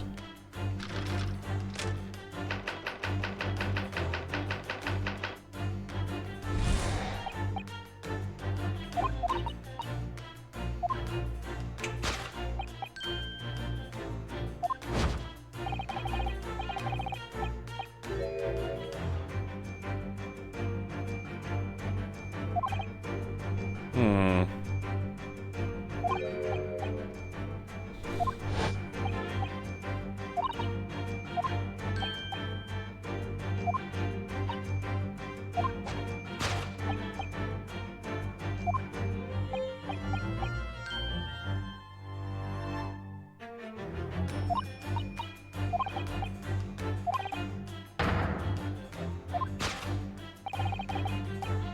The bright stag. What?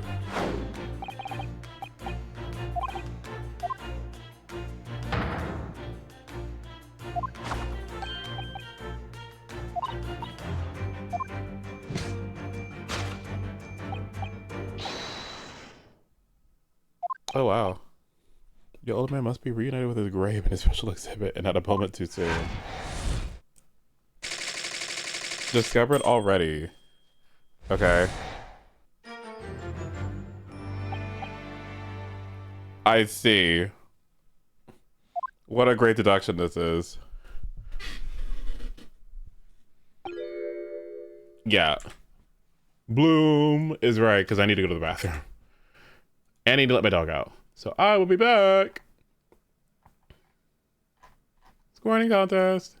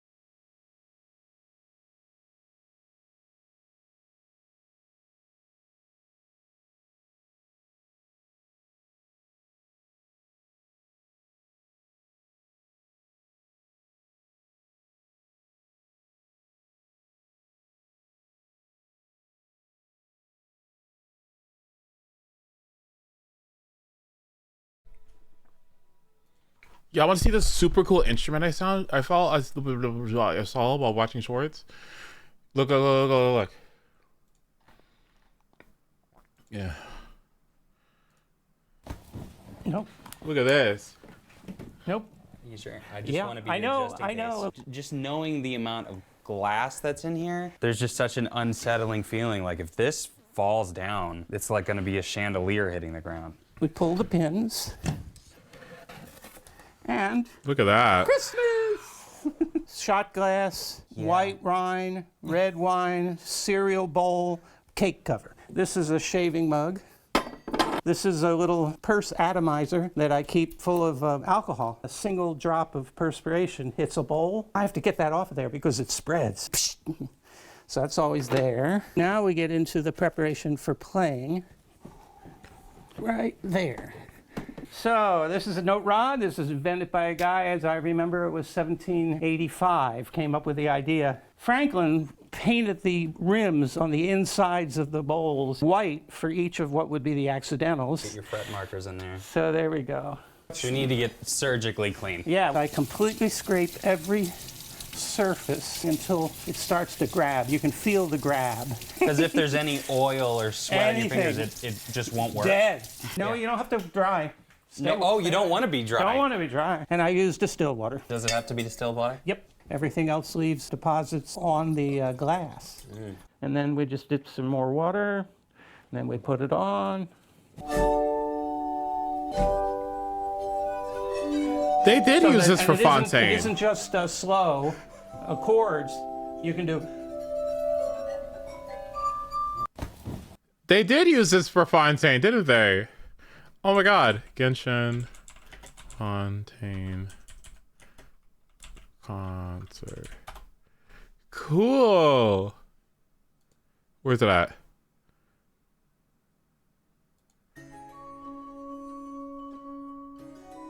Ah, cool.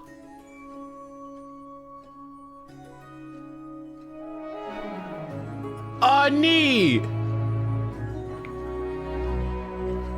This is still one of the best songs in the game. What a very specific instrument. Wow, I wonder why they used it. What made them call for this? What made them call for this? Isn't that interesting? Wait, did they use it at the start here too?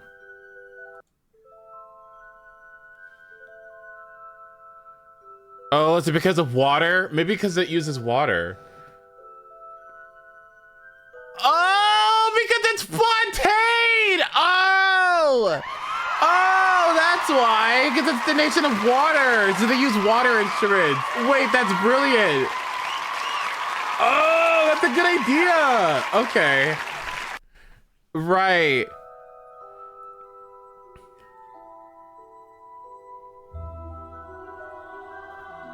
Oh, see, puppy. See, no. See, you could have just said HSR trailers, okay? Like, Zenless made Astra, so hold on.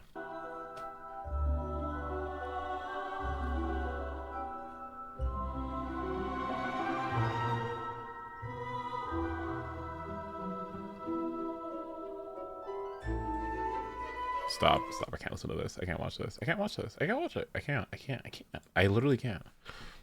I literally can't. These performances are some of the best things this game produces. Like, it's so insane to me. Also, small revelation to me. I am liking Sumeru less and less over time. I hope that changes. Oop.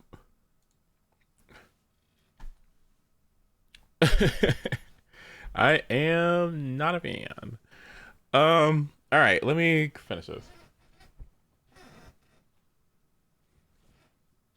It was an attempt.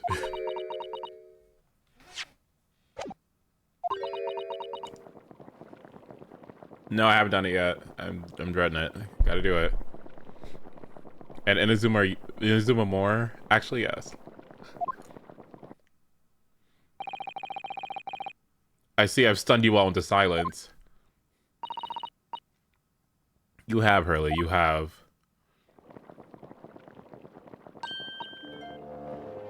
And you've obviously upset this young lady in the process. Her cauldron looks awfully hot.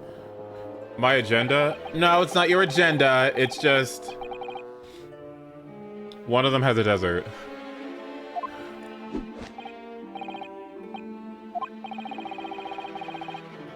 According to your deduction, then, this special exhibit features this old policeman.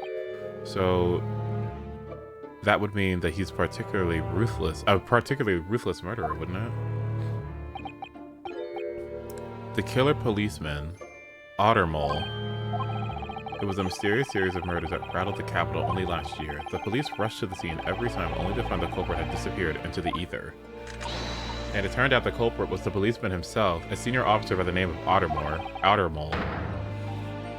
So you mean that's who the sinister-looking old man there is supposed to be? Indeed. It's a particularly grim face, is it not? Invisible wall puzzles. Dear God. Oh my God. Invisible wall puzzles. Like, holy fuck. Oh my God. Oh man. Natlin is what? Godly. Ooh.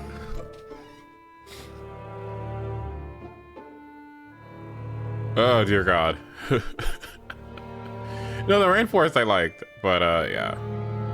Just never again.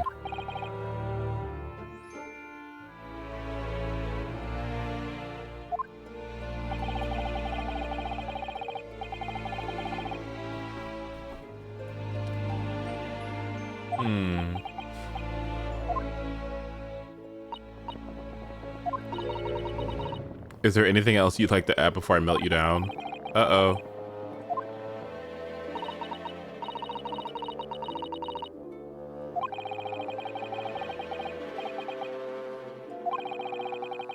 Uh-oh.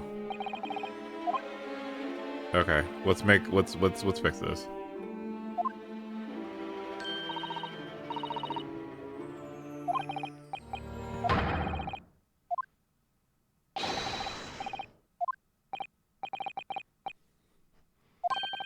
You shall now have the pleasure of seeing this famously great detective and temporary exhibit at work. Here we go. Course correction.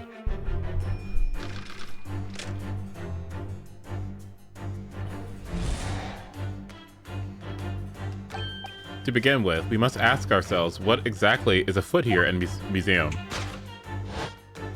The answer is revealed by the bundle of banknotes protruding so helpfully from your bag. In my estimation, some 200 pounds. That is all my own money. So what does this large sum of money reveal? Not as much as the involuntary glance you cast, it would seem, Madame Tuspels. Yes, the answer is where your eyes fall now.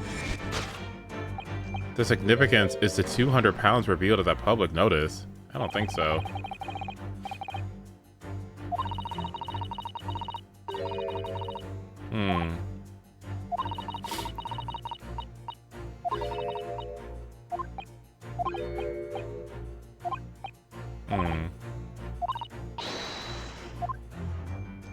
Follow her glance.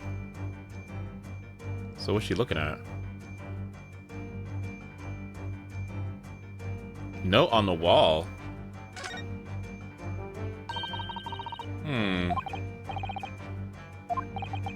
Dear Madame Tuspels, we've taken the prisoner from this room.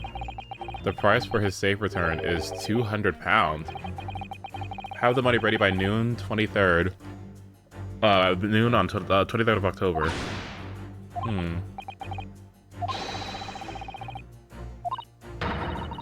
A ransom note.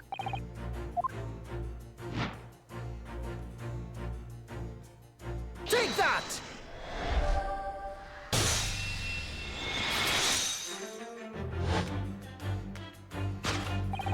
The significance of the 200 pounds is revealed by that ransom note. Quite so, and we must congratulate these criminals on their inventiveness. Abducting a waxwork. £200 is no small ransom fee, yet you clearly intended to pay it. The model in question has special importance, so I put together all the money I have. In summary then, £200 that you have in your handbag is ransom money. Now let us explore the next curiosity in which we are presented. Who is the portly gentleman stretched out so peacefully on the floor? It would appear that the man has suffered a severe shock, the cause of which is known to you. Unfortunately, madam, keeping secrets does not appear to be your forte. You hit it with £200. Hello?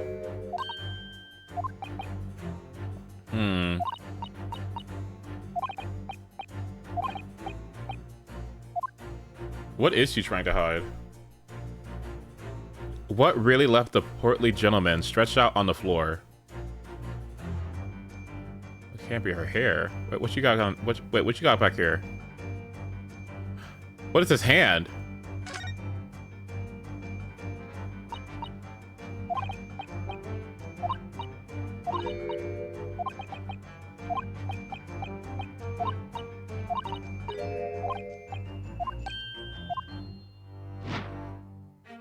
This waxwork hand? Did you hit him with a hand? You hit him with a wax hand? Take that!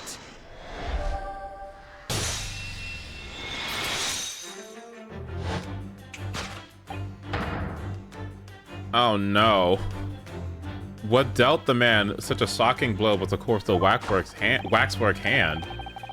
With the solid waxwork limb, one could deliver a substantial blow. How could you?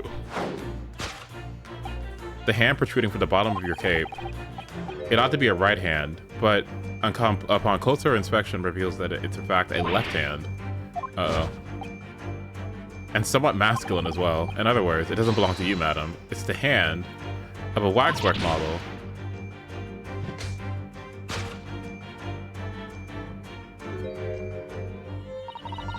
Some of the visitors to my museum can be troublesome. They meddle with the exhibits and cause damage. So you mean that arm? Yes, this gentleman saw fit to remove it as a souvenir. Oh, that's not good. I'm afraid I had to teach the man a lesson. He confronted the man and tried to take the arm back. And the result, the scene before us. He was knocked unconscious. But the point we may need to revisit earlier. But for the time being, we have our conclusion. Yes, the killer in this special exhibit has been kidnapped.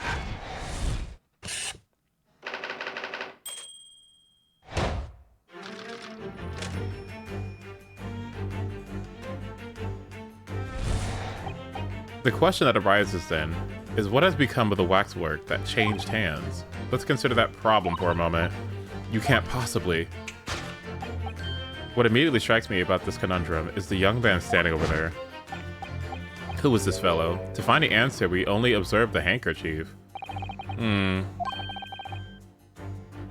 yellow neckerchief is a sign to other policemen that some crime is underway. A way of communicating with his colleagues without revealing his identity. It's a secret that's closely guarded by Scotland Yard. That Sholmes didn't hesitate to give away. Well, uncovering secrets and is in any true detective's nature, of course.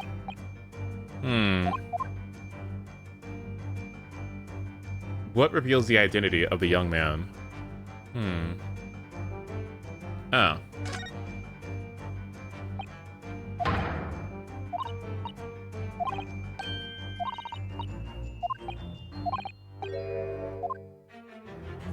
Take that!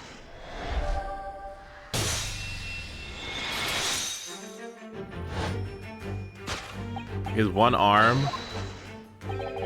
No such boneless human walks this earth. Of that, I can assure you. In other words, the man standing here, young Sergeant John Clay, is in fact, defying odds, a waxwork model. I seem to remember it was you who concluded he was a real person in the first place, Mr. Sholmes. He has been quite a celebrity in London, being the winner of no less than 3 policing awards last year. I simply had to make a model of the man. Naturally, what other explanation could there be? And it was this detective's arm who was pulled off by the man on the floor in the special exhibit, wasn't it? Next, we turn our attention to the old man sat before him with a particularly unsightly visage. I've been watching closely, he hasn't moved a muscle, almost in fact, as if he were a waxwork. But your reaction only confirms my suspicions about him. I noticed it, of course. Observe. The price tag. Wouldn't instead be the handkerchief?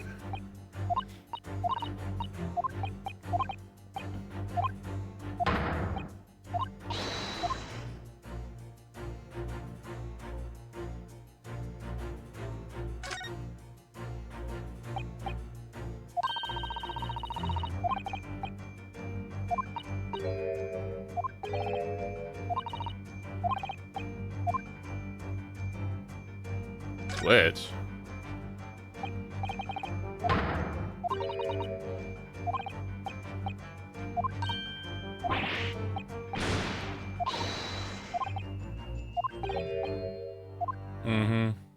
Take that!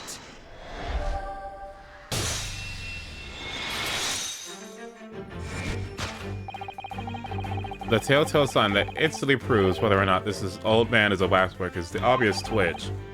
Even the most realistic waxworks do not exhibit a twitch.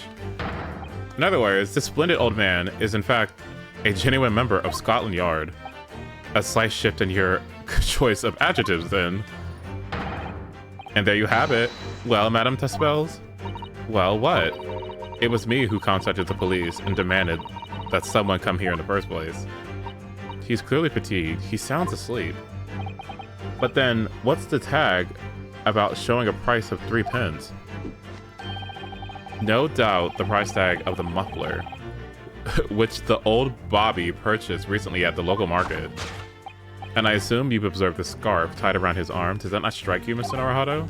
Yes, it's the secret sign used by detectives that show some secret criminal activity is currently underway. Of course, because as you know, there has been just such criminal activity happening here, as you deduced from the very beginning, Detective. So it would seem we finally arrive at the truth.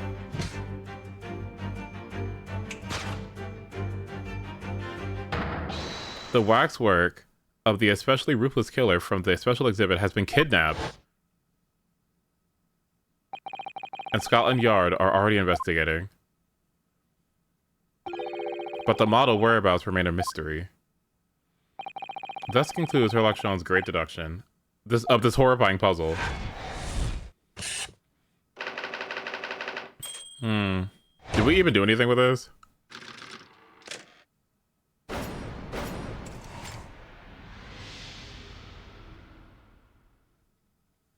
What did we even do with this? What was this for?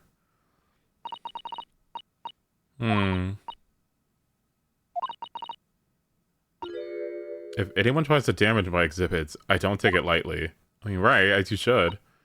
Anyway.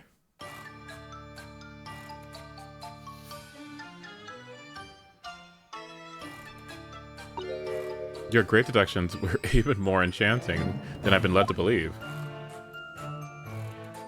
Can I get my answer now? And as for your rough customer, I've no doubt he'll regain consciousness shortly and return home. What concerns me more is the waxwork from the special display. If it was indeed genuinely abducted. Yes, tragically, it was. Then I would ask you to recount us the events surrounding the stolen waxwork in as much detail as possible, if you please. Very well, but after I've told you what I know, I must insist that you return to your work. Talent of a great detective could be put to better use, I feel, but as you wish.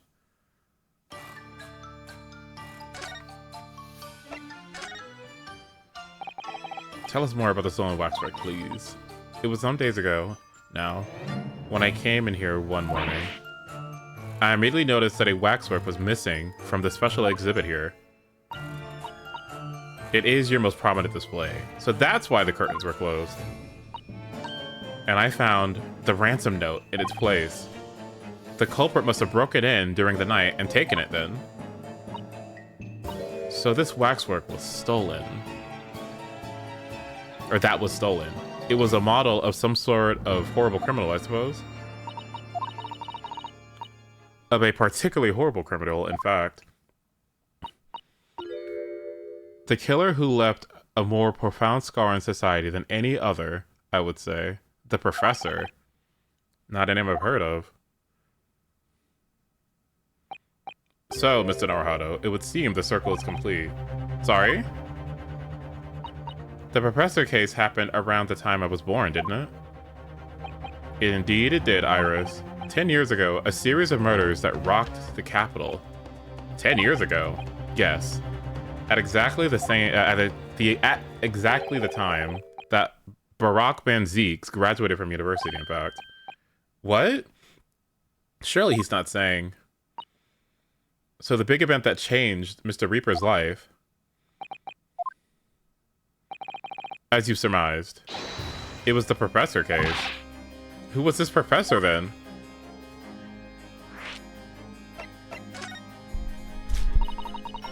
It was a series of gruesome murders that had all of London gripped in a terror a decade ago.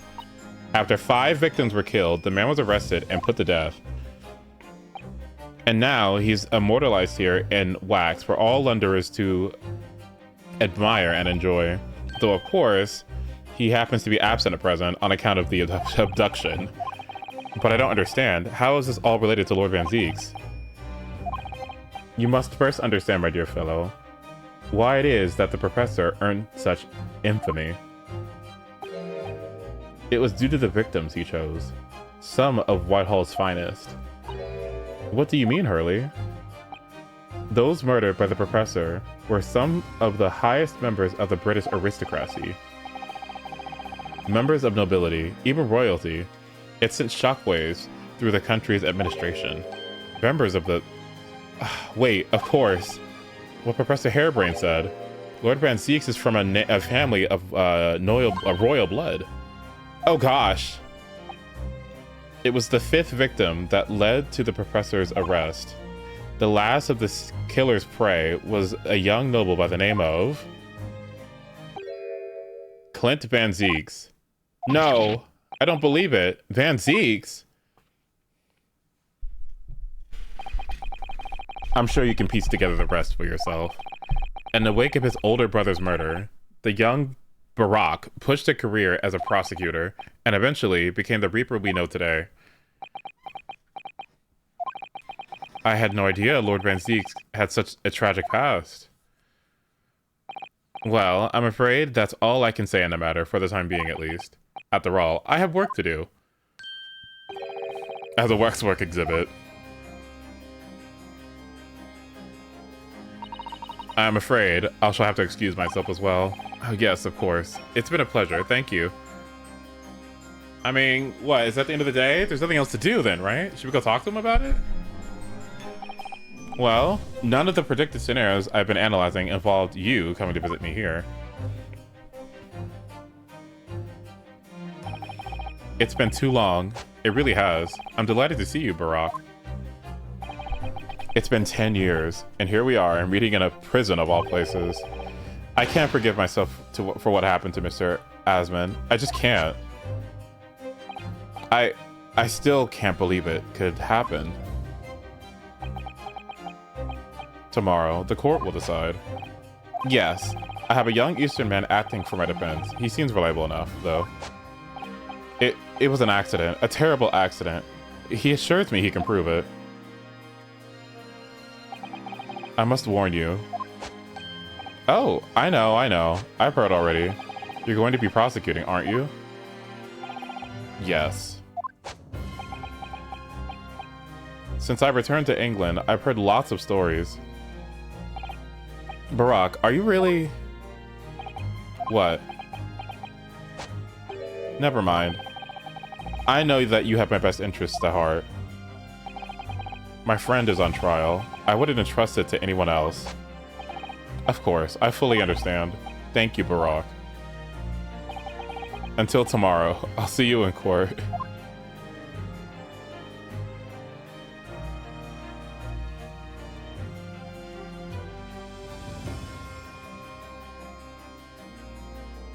Prosecuting someone you know, that has to be like a rule for that. All right, perfect. All right, who wants to learn with some Mizuki? Not Mizuki. Wu Yang. That's what I want to do. All right, that's enough. On.